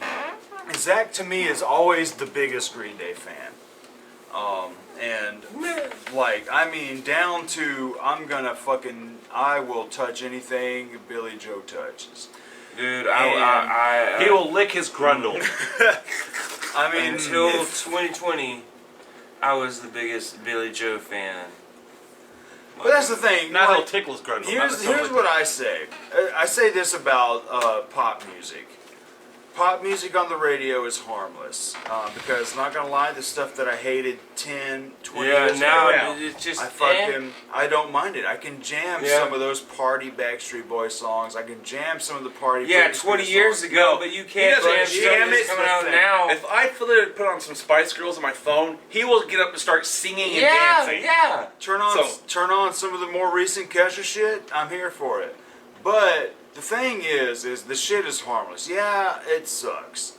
But there are artists that I absolutely love who have put out complete garbage. So who knows? Who cares? So the thing is you hate this new Green Day album, but guess what? There's a lot of people that might. Well, no. It doesn't make you hate Green Day. No, it don't. Exactly. I will say that, no. You know, some of my favorite artists in the world. I love Green Day, no matter what. If they put out a bad album, it doesn't make me hate the artist. I might not like my the number album. 2 fucking favorite, and he's put out plenty of bad shit. Out of all the Korn albums, Fill these dreams. Oh my Out God. of all the Korn albums, there's only 4 that I absolutely love. But guess what? I'm still a Korn fan, even though Number 2. Even though, you know, they've just put out a lot of garbage over the years. You know, that's the thing. I still love Meatloaf, but he's got a lot of garbage. Oh, Lord have Still mercy. love Yes, but Yes has a lot of garbage. Not a lot of bands can consistently put out perfect albums. Yeah, I mean, And the few that do, it's usually because we they were already have a just couple talking albums. about this, and I meant to say this a minute ago. My number 1 favorite band ever is Typo Negative. And I've said this before, that's because they have everything I love about all music all in one package. And, you know, they don't have a single bad album to me, and that's also because Peter Steele sadly died 10 years ago. Like System of a Down broke up before they came about. And so, you know, I would still Good love ones some die Typo young. shit. But, you know, but Typo, number 1 favorite band, does me right. But they didn't stick around long enough to possibly put out a bad album. But other people will say they don't like certain albums. Some people don't like Life Is Killing Me, but I love it. But anyway, Dookie is my number 5 because, like I said, Zach has always been like the biggest Green Day fan I've ever known. But funny thing is my number 5 as well. My funny thing is I was checking Green Day out first. Yeah. I had You did. You had Insomniac and Dookie. I did, and then I just kind of resonated with it. It just kind of spoke to me. And Like, this was it at the same grabbed time. me and This was said, at the "Nope." same time we got Americana from Offspring. Yeah. And that was another one of those bands that I said, I'm going to get these. And Travis went in a different direction. Yeah, I went in a different direction. And God. this was weird. And here's the funny thing: Americana from Offspring is a much more nostalgic album to me than Dookie. Yes. Yeah, feel you there, man. Yes. Yeah, I'll go over Offspring all day. Holy shit! Because Americana to me, Dookie was way more goddamn. Soundtrack to '99. If we need to do name some a Dookie goddamn songs. '90s nostalgic, like '90s nostalgic albums because Offspring's gonna be I already tough. know Offspring, Ween, and goddamn Alanis Morissette, Jagged Little Pill. That's what hurts so bad that They they are have gonna nothing be in a on while. there. My God. And what was that last Dude. single they had that was fucking amazing? Like 5 years ago. Woo! The one with the clowns beating the shit out. Yeah, that was We've been waiting on that 2015. album because that's gonna be a great album if it's like that song. But Please. he's Put it. we've heard nothing. They fired the bass player and I they're in a know. lawsuit against him. I know we're never gonna get that. We're never gonna. This is the longest. It's gonna become the new Tool. When did that last is album Offspring? come out? 2012. Holy Oh man, shit, we are 2012. We are 8 going years in, into the y'all. new Tool. They're going into the Tool range. now. Exactly. We are in the new Tool We are with 8 the years Offspring, in with and the they keep Offspring. talking about it, saying it's But going the to come out difference is every the year. Tool's been together. But it don't. But wasn't that Offspring the very first of this type of review? Yes. I think it was. With the Bumping days. in my trunk. Bump. Yeah, in that my was trunk. and you know what? That's not a bad Offspring album when I come back You know what? to it. Yeah, we were hating on God that damn it, shit. we got to do an Offspring. That's the thing. You listen to anything long enough, you can eventually. Yeah, You try to. it gets we're- better. Like I said, Things us three, age better. We're not Music negative ages people. better than. You gotta look at this. We're not negative people. We actually try to find the best in everything. Yeah. We are hopelessly fucking positive in the sense we try to find the best to make the best of any situation. You give us a shitty album, we'll listen to it and try to find something good we like about it. Even if it's like, what did I like about this? even if it's like, okay, I hated the music, but the art, the book is pretty nice. I like this. I like looking at the artwork. We'll find something. We are next year people. We always think, okay, well, he's saying like, well, maybe next year we'll have a better album. Yeah, Maybe That's what next we're- year. yeah, We maybe are- next year. Maybe We next year. find the We are silver next year lining in people. everything. But my number 5 is Dookie, mostly because it's the first My one that I number ever 5 was heard. Dookie, wasn't it? Yeah. Yes, that's what you said. Yeah. It was the first one I ever heard, and I remember really fucking liking it. But the first copy I ever got was really scratched, So you didn't get to hear the whole really thing. fucked up, because I got it from that Mike kid we used to know. So I'm just gonna let and Josh go. I really fucking dug it, man. And even today, when we were listening, Dookie is a classic. It is. It is. Dookie. It is. Dookie is like the if you are a cover band, these are the songs you learn. Yeah. These are the songs you learn to play for that. Like in our generation, you know how in Dad's generation they learn fucking Southern rock and all that shit. In our generation, you learn Green Day. Yeah. You learn to play Sweet Dreams on a guitar first. But Dookie starts off so awesome. These are easy songs to learn. Easy songs to sing along to. That is what you learn. That's what Dookie is. Dookie is your. I'm at a bar. Dookie does Kerplunk better than Kerplunk, man. Yeah, it is your songy song album. Every song is a goddamn banger, and then around the end of it, around the very end of it, it gets a little boring, but they just bang it out very fast, and it's over. Especially after at least the first 5 to 6 songs for Dookie does it. For Dookie, it's a banger from track 1 till When I Come Around, and then all after that is just kind of. But the irony of it, all these people that try to say it's so like they're number 1. Ask them to name you the songs that they like the most on there, and they're gonna name Longview, Welcome to Paradise. The three main songs that they ever fucking played on the radio. They're not gonna name nothing else on. Yeah. And that's what it is. That's my favorite song. The rest of it is from kind of Dookie, forgettable in a sense that you can't remember the names of it. You just really remember Sassafras Roots. Sassafras Roots. That's my favorite song because. But most of people wouldn't say that because they won't fucking remember without looking out the album. Mike Dirnt's bass, dude. Travis, do you know? Just by me saying Sassafras Roots from Dookie, exactly. Oh, but let me play this. It has FOD, doesn't it? Yes. No, that's a different Green Day. Okay, let me play you Sassafras Roots. Sassafras Most of these Squatch. Green Day purists couldn't name you more than 3 or 4 songs on the album. Oh no, I'm at 5%. I feel you on that. But Dookie is a fun mother. It opens up so good with "I declare I don't care no more." Na, na, na, na, na, na, na. And you know, I mean, you gotta love that. Sassafras Roots comes after She. She's pretty good too.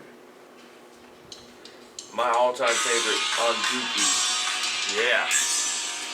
This is awesome. Listen to that bass. You know what I kind of think of this? You know Offspring I compared to this? X-Nay and the Ombre. Most people don't know that's such a great album. They can't even name a couple songs on it, but like the most famous songs that they're known for is on X-Nay and Ombre. Their radio famous songs are on that, but people don't know that shit. Just like this one. Smash too, though. Smash has a lot of radio famous. Oh man, or 2, Gone Away and Gone Away is separated. Yeah, but to me, they're not their popular albums, but people don't really realize that. To me, on Smash, I'm like Killboy, Powerhead, and Bad Habit. Yeah, Bad Habit. You do not be in your car driving when you listen to that because you're like, yeah, man. Fuck you. Bad Habit is not a radio song. It's fucking. It's a great one. Man. But yeah, Dookie is a fun ass fucking album, and it has that awesome attitude, the sort of immature fucking brattiness that I love the brattiness. I really fucking dig on this album. It matched punk rock and the '90s alt rock scene. It matched those two genres really fucking well. And that's a big reason it blew up so well, man. It was something different. And it was easier for the non-punk mainstream punk, the kids, because most punk was very underground. And it was easier for more mainstream people to get into because it wasn't as brash and in your face as like the fucking actual UK style, just fucking Ramones, Sex Pistols, just in your fucking face, anti-government punk. This one was more user-friendly. This is like punk singing about everyman shit. You know? Like punk it was more accessible for your average working man. Bite my lip and close my eyes. Take me away to paradise. That's talking about tucking your dick. Yeah, bite my lip, close my eyes, this orgasm moment. Well, the same shit. They had to edit out the song on radio. They couldn't say fucking masturbating in his room. Yeah. Yeah. Masturbation's lost its fun, and I'm fucking bored. Yeah, dude. They said shit you didn't know back in the day. Man. Because the radio would edit that shit. All right, so we're now number 4. Since Dookie you is, said Dookie is so we can skip goddamn me good. because number 4 is Dookie. So same so thing. We all Okay. talked about Dookie. So All right, so we're at you're number 4 now. we're Let's go going right back you. to me. We're going back to me. So my number 4 is Warning, Oh, my number. and Okay. and that's an album that, weirdly enough, when it came out, I liked it. Zach had got it when, like, the day it came out. Zach was playing it out. But at that point in my life, I was mostly an ICP, an industrial metal kid. It was either Rammstein, Marilyn Manson, ICP, or Bloodhound Gang. And that's like the shit that I had on heavy rotation at that point. But I would only hear Green Day because of Zach at this point. Like we said, I went in a different direction. And I remember liking it, but I remember not at the time not liking it as much as some of the earlier albums that Zach would play. And even years ago when the three of us did our Green Day retrospective, I think I talked a lot of shit about Warning. I was like, this is the what do we do now kind of album. But now when I listen to it, I'm like, you know, it is sort of It is. what do we do now? But at the same time, it's like, we're going to do some cool shit. It's a very folky album. Yeah. That I never really realized before. We didn't know that kind of music. Minority is so fucking good. Such a great fucking goddamn. When it came song. out, it seemed to be aimed more towards older guys. That's why it was me. Yeah. I was jamming the shit out, and this was me. Where again, you guys didn't relate to it as much as I did. I related a lot more to it because I'm a little bit older than you guys. And then Warning. Y'all were still little. You were youngins. Yeah, I was like, what 4 years? 14. Yeah. I'm I was like like 19. 14 So I'm like 5 years when it older came than you guys. I mean, but. But yeah, that shit. The title track. Hey. Deadbeat Holiday. Are we on number 4? Yes. What are you talking about? Warning. Warning is my number 4. Oh shit. Yes. We're zooming through now, folks. Because, yes, all the same reasons. And then you got to think that was the first new Green Day. Exactly. You became a It fan. was I was already a fan, and I already had all the shit that came before, and this was the first new stuff. And Warning it was your like first new album. that was the perfect time to be a Green Day fan. Like to get Really into was, it, like you have all this back catalog to just go through, and that was new relatively shit's coming flawless. out. Holy shit! And then, wow. How old were you at this point? When I already had when this was coming out, I had Dookie, Insomniac, and Nimrod. I mean, how old Nimrod were you? was my first one. It was 2000. So you were, what year were you born? I was 12. Yeah. I was 12. And how Turning old are 13? You? How old are you now? I'm turning 13. I'm 20, no, 30. I'm 20, no, not 30. Oh, wow, that's a big difference. 32. 32. So you gotta think. That's a long track record. What are you this year? I'm 34 this year. But that's a long track record before they fucking You're burn 34? your ass. Goddamn, I'm turning 33. I'll be 38. Yeah. That's I'm only Damn, 4 years old. older. We're old, man. I'm only 4 years older than Travis, so I wasn't much older than But you you gotta guys. think, that's a Goddamn. long track record from like 12 years old to 33. Yeah. It's a long track record before a band finally burnt your ass. Get a minute, they got a lot of albums. 32? Yeah. You're saying, yeah. That's a long. That's about 20 years before the band fucking burnt you.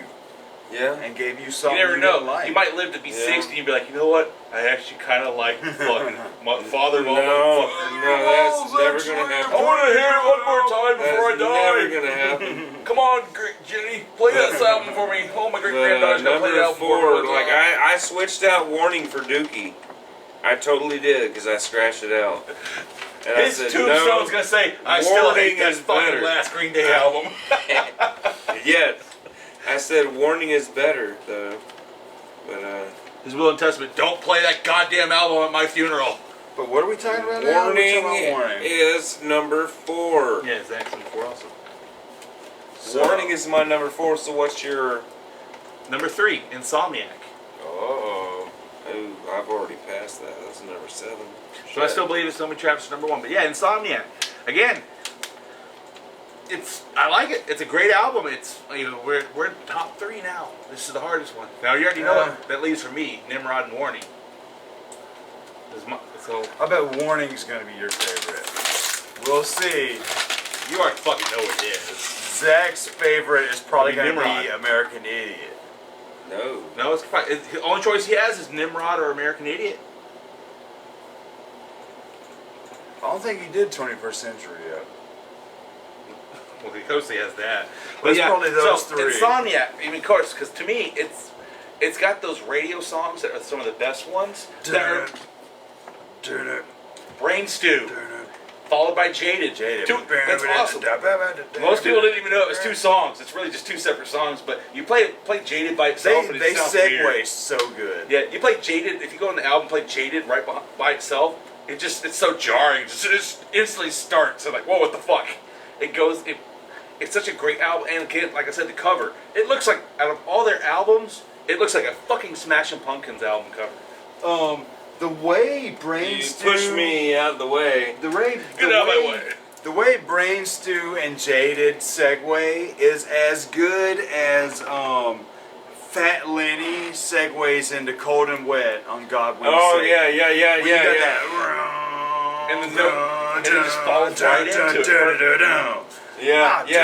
I know exactly what you're talking about. Yeah. Let me see your version. And that's why this is different than that's mine.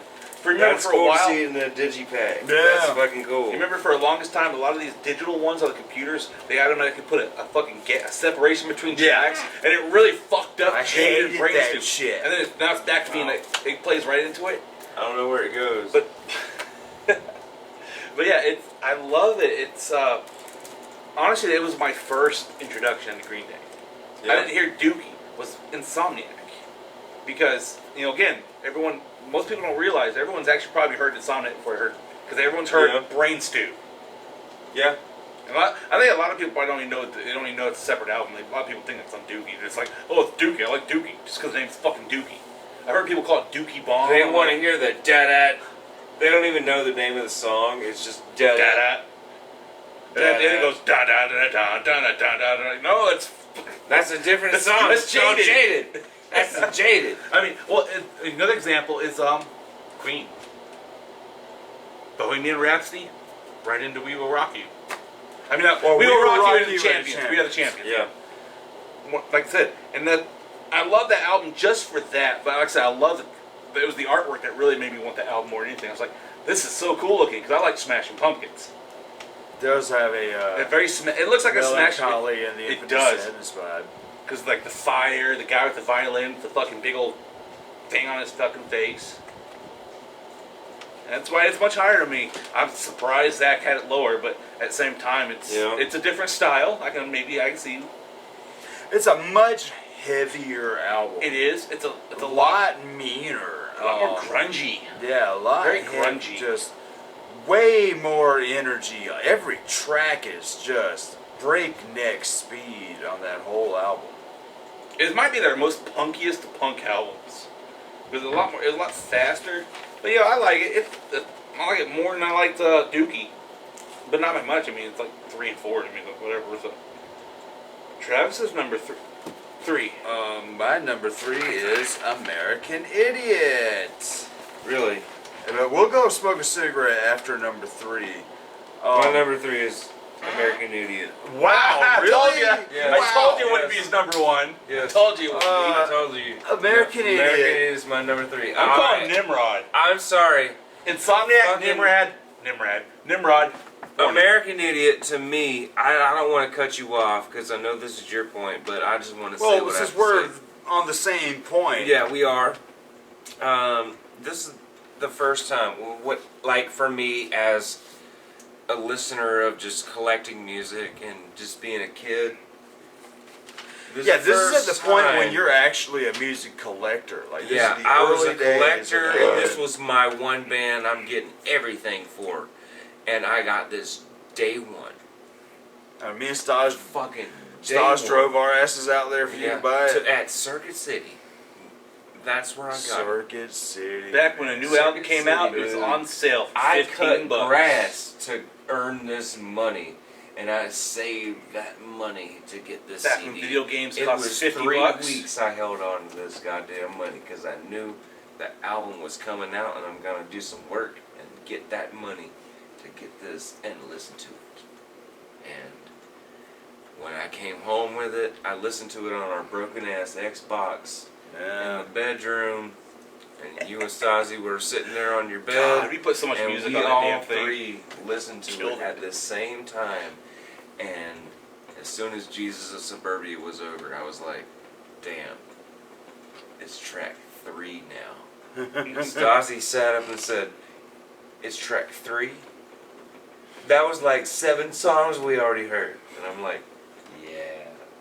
And I was eating up every moment of this. Like, American Idiot to me was the most cool fucking musical experience because I've never got to hear anything like that before. Yeah, man. As my favorite band, the most new shit I got to hear was the most holy fucking shit moment. This is what they're giving me. I am eating every goddamn minute of this up. And American Idiot did not disappoint. It is the best album to me. It made me fucking cry. Feel you. I'm not even gonna lie. When Letter Bomb, the song Letter Bomb, we were in the same goddamn room, and I hid my tears. when I heard this album, and Letter Bomb came on, I felt it, and I started fucking tearing up. When he just said everything he had to say, and he's like, yeah! Yeah, it's in like, the dude, song, man, like, there. he Never be ashamed to I'm be not tearing ashamed. up from a song, people. My God, dude. When we did that joke for Yes, and at the end of Close to the Edge, and like we're all like, oh, it's so beautiful. That's some real shit, people. Yeah. What I'm saying is American Idiot was the very first music that I heard at that time that made me tear up. And I thought, holy shit, I've never gotten that before from any goddamn thing I've ever listened to or a movie or anything. This moved me as a listener. Yeah. And it made me think more about music. American Idiot was a big thing for me growing up, but it's not my number 1. It's my number 3. Is that Travis? Your number 3?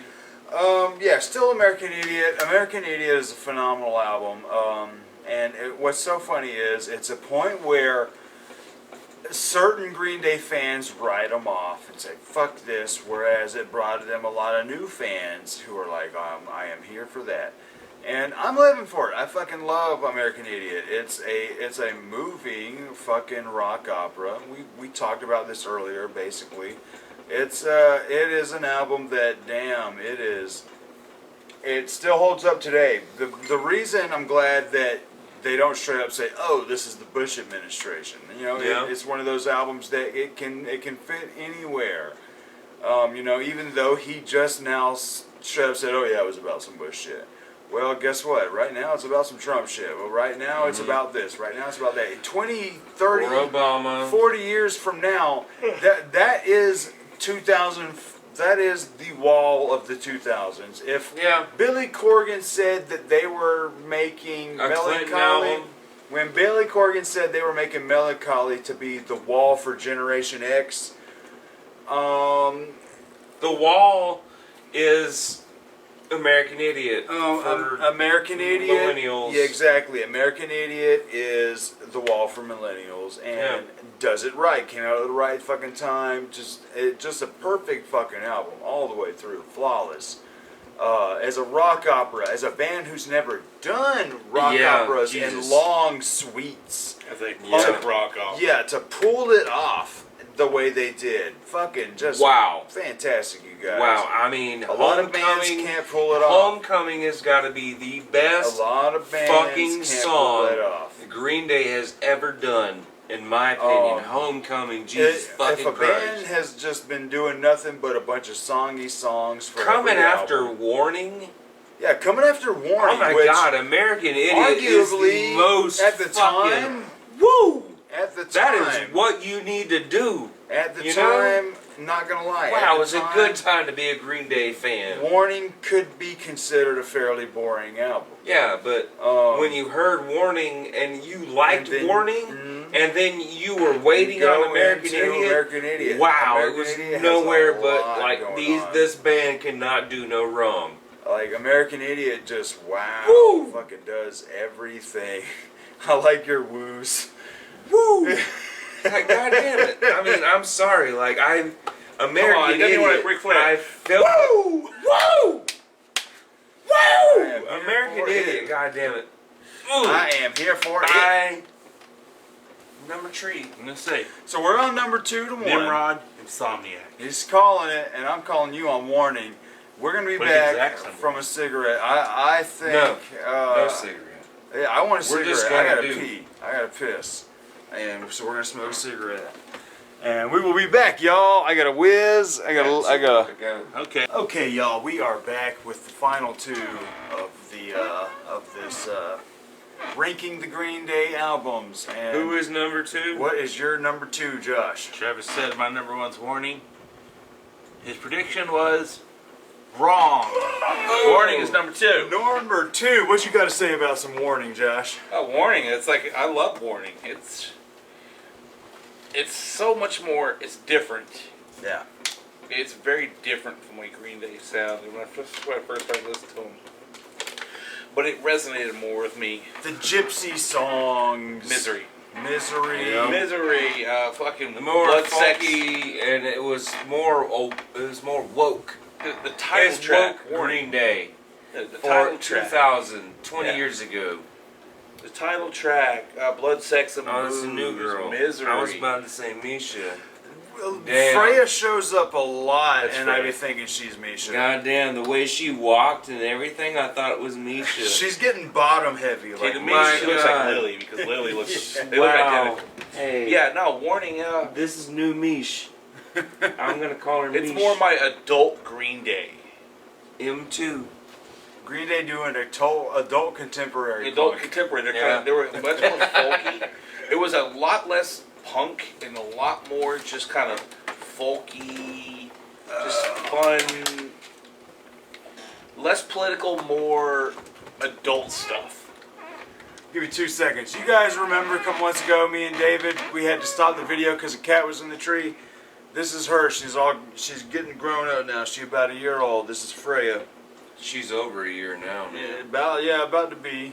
We don't know how old she was when we found her. She had to be maybe 2 weeks old. I came over here. She was extreme kid because the mother was still looking for her. Yeah. And we were gonna but we've spent an hour trying to get her out of a tire. Yeah. She had to be just a week or 2 old when she popped up under the truck. But yeah, she's been hanging out. She's about almost a year old now. She looks almost identical to Lily, except Lily has more black feet and she has that blackish silver stripe. Yeah, she got them black toe beans. But yeah, she getting fat. She done got bottom heavy like old Misha did. She domesticated, man. Well, it's that kitten food. That kitten food will fatten them up quick. She done took over the house. She done took over the house. Her place. Calypso, old as fuck. But keep talking about Warning now. Grandpa Kitty. Oh, that's pretty much it. I mean, It was just Green Day by way of them being adults. Yeah. Dealing with adult situations. Very first time they ever tried to just talk about, hey man, we got kids now, and where are we going? What are we doing? It sounded so drastically different from Insomniac and It did. It was much lighter, much more chill. But damn, those songs are so even good. though it was even also darker though. Oh yeah. Like lyrically, it was so much more darker and more like I said, the whole song "Misery." It was just. It seemed like their outlook was so bleak. Yeah.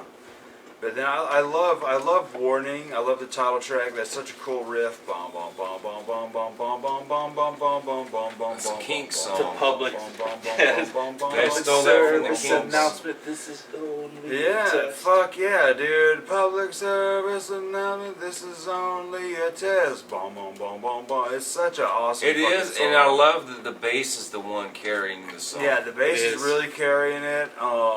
The bass stands out a lot in this album. The melody comes in. That's the bass. And I remember when this album came out, Dad was playing at a lot of bars. And he played that song. And he learned Warning, and they played it at the bars a lot. Yeah. And that was when like they were starting to learn Smash Mouth, that fucking one song that everybody knows. Just like you said, the what's it called? You're an all-star. Yeah. Trey would play the same beat as the bassist. Yeah.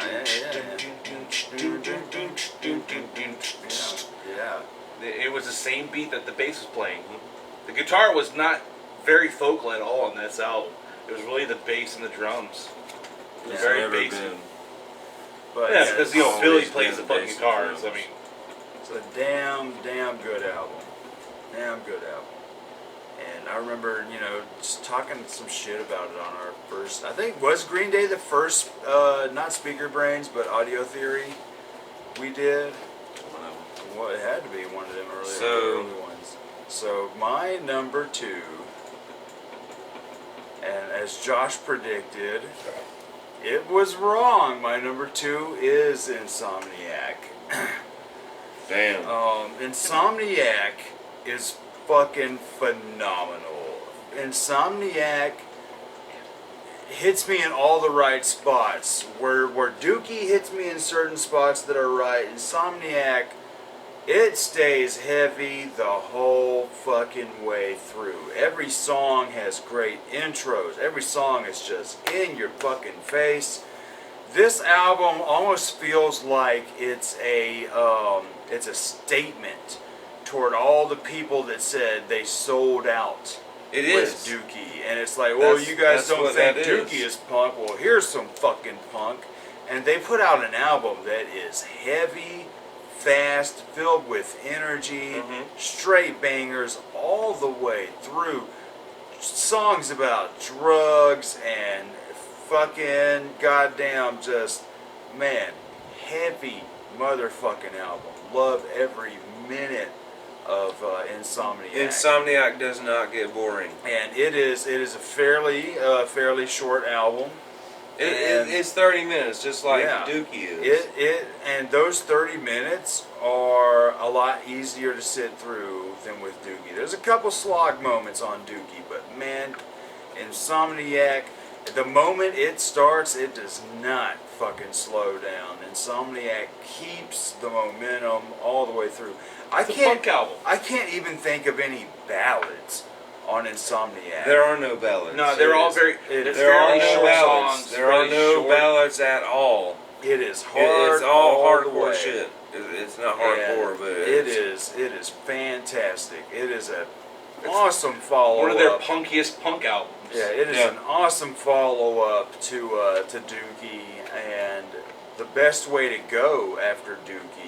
Everybody would have wanted Dookie 2 at the time. Yeah.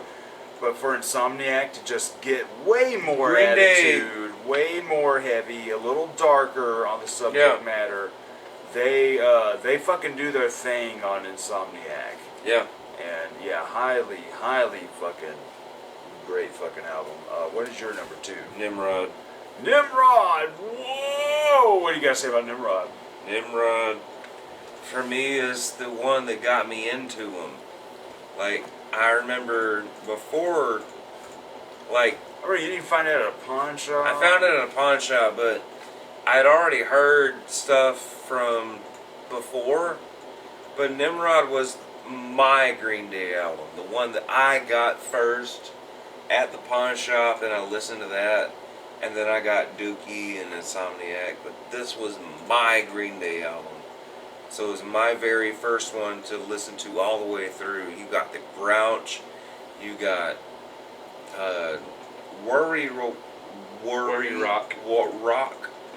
It's hard to say when you're. And that's only 2 words. Yeah, Worry Rock. Worry Rock. Yeah, Worry.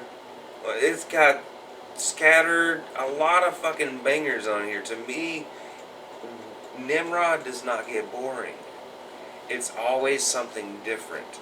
From the beginning, it's just what I wanted from, as a fan and listening to everything. Like I say that Insomniac has the best opener.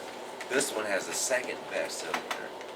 With Nice Guys Finish Last. Nice Guys Finish Last. The opener, the way the song starts, that's a good way to start an album. Just boom, right in your face.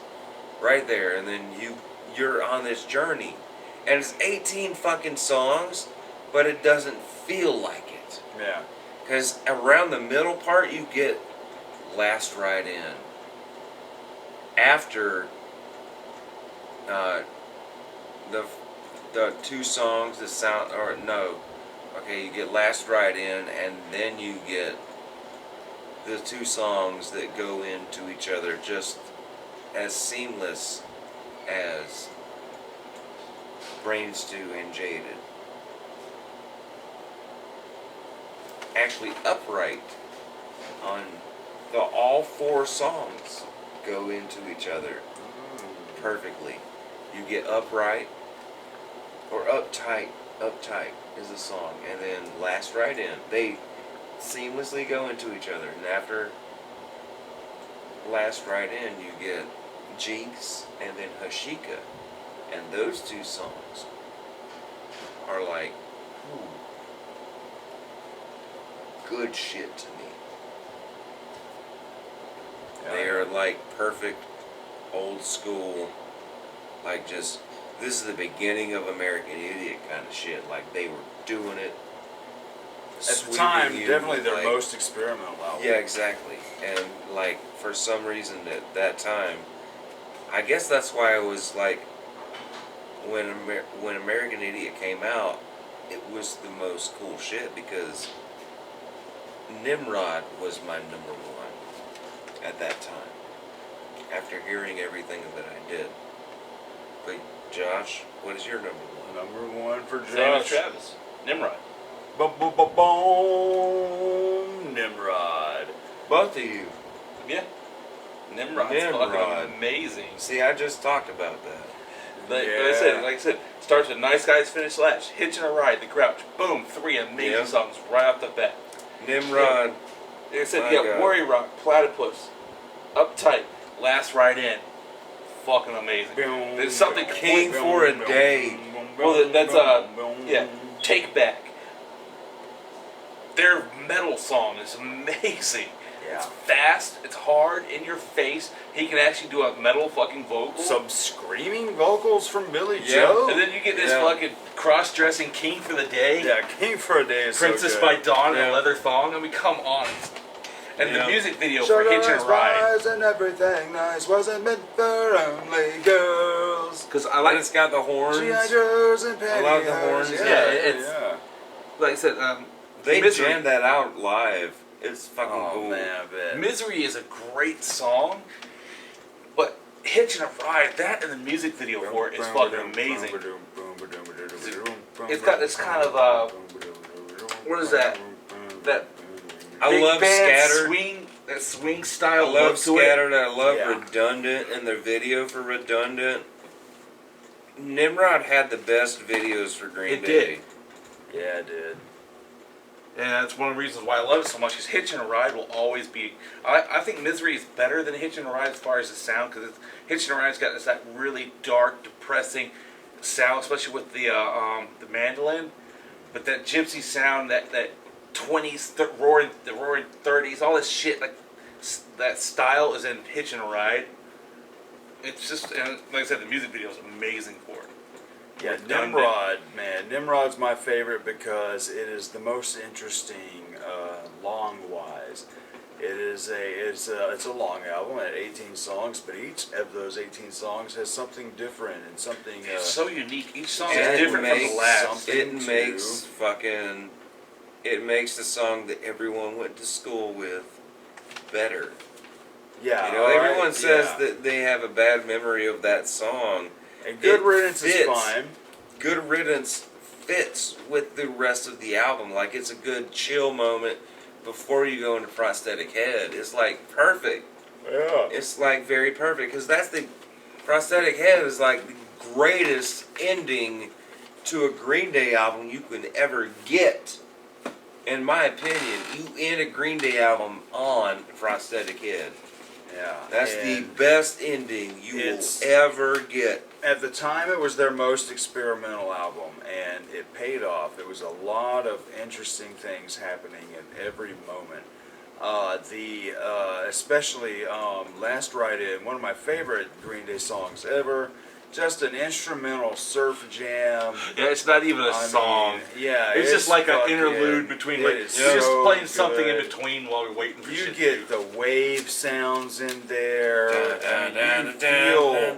You feel like you're at the beach on that song, and not just any beach. You feel like you're on a beach in California. You're skating or you're surfing on the beach in California. And we mentioned this earlier. It is one of the last times that kind of surf punkiness would sort of really be something popular in the mainstream. Influence. Because the whole Sublime scene was dying down at that point.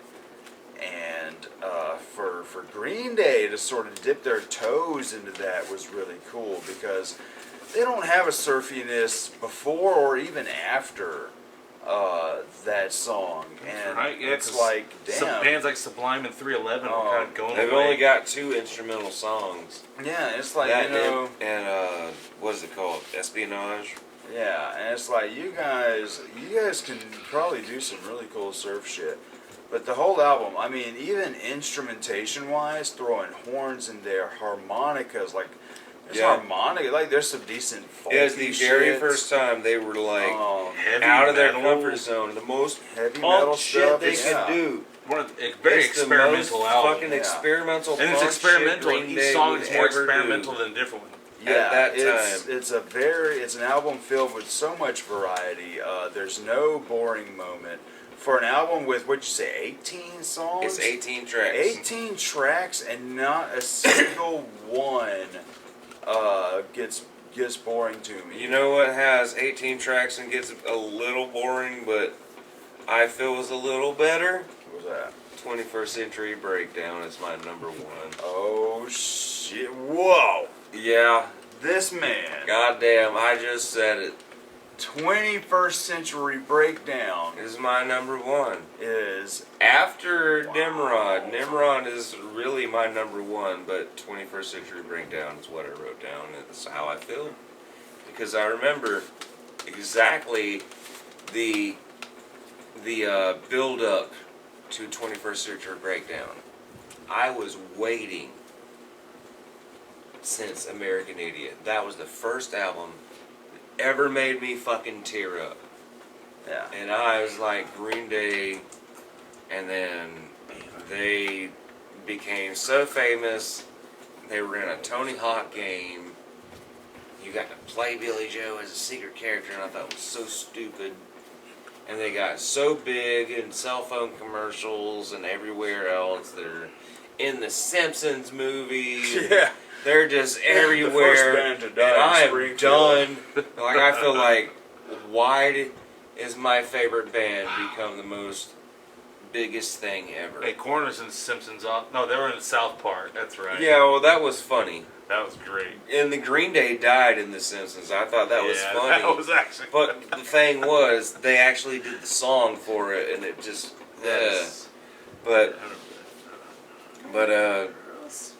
I was reading about them in the studio, and I was waiting. Just please give me something that's not you featuring this or you doing a cover song from this guy. Give me original stuff. It's just you guys.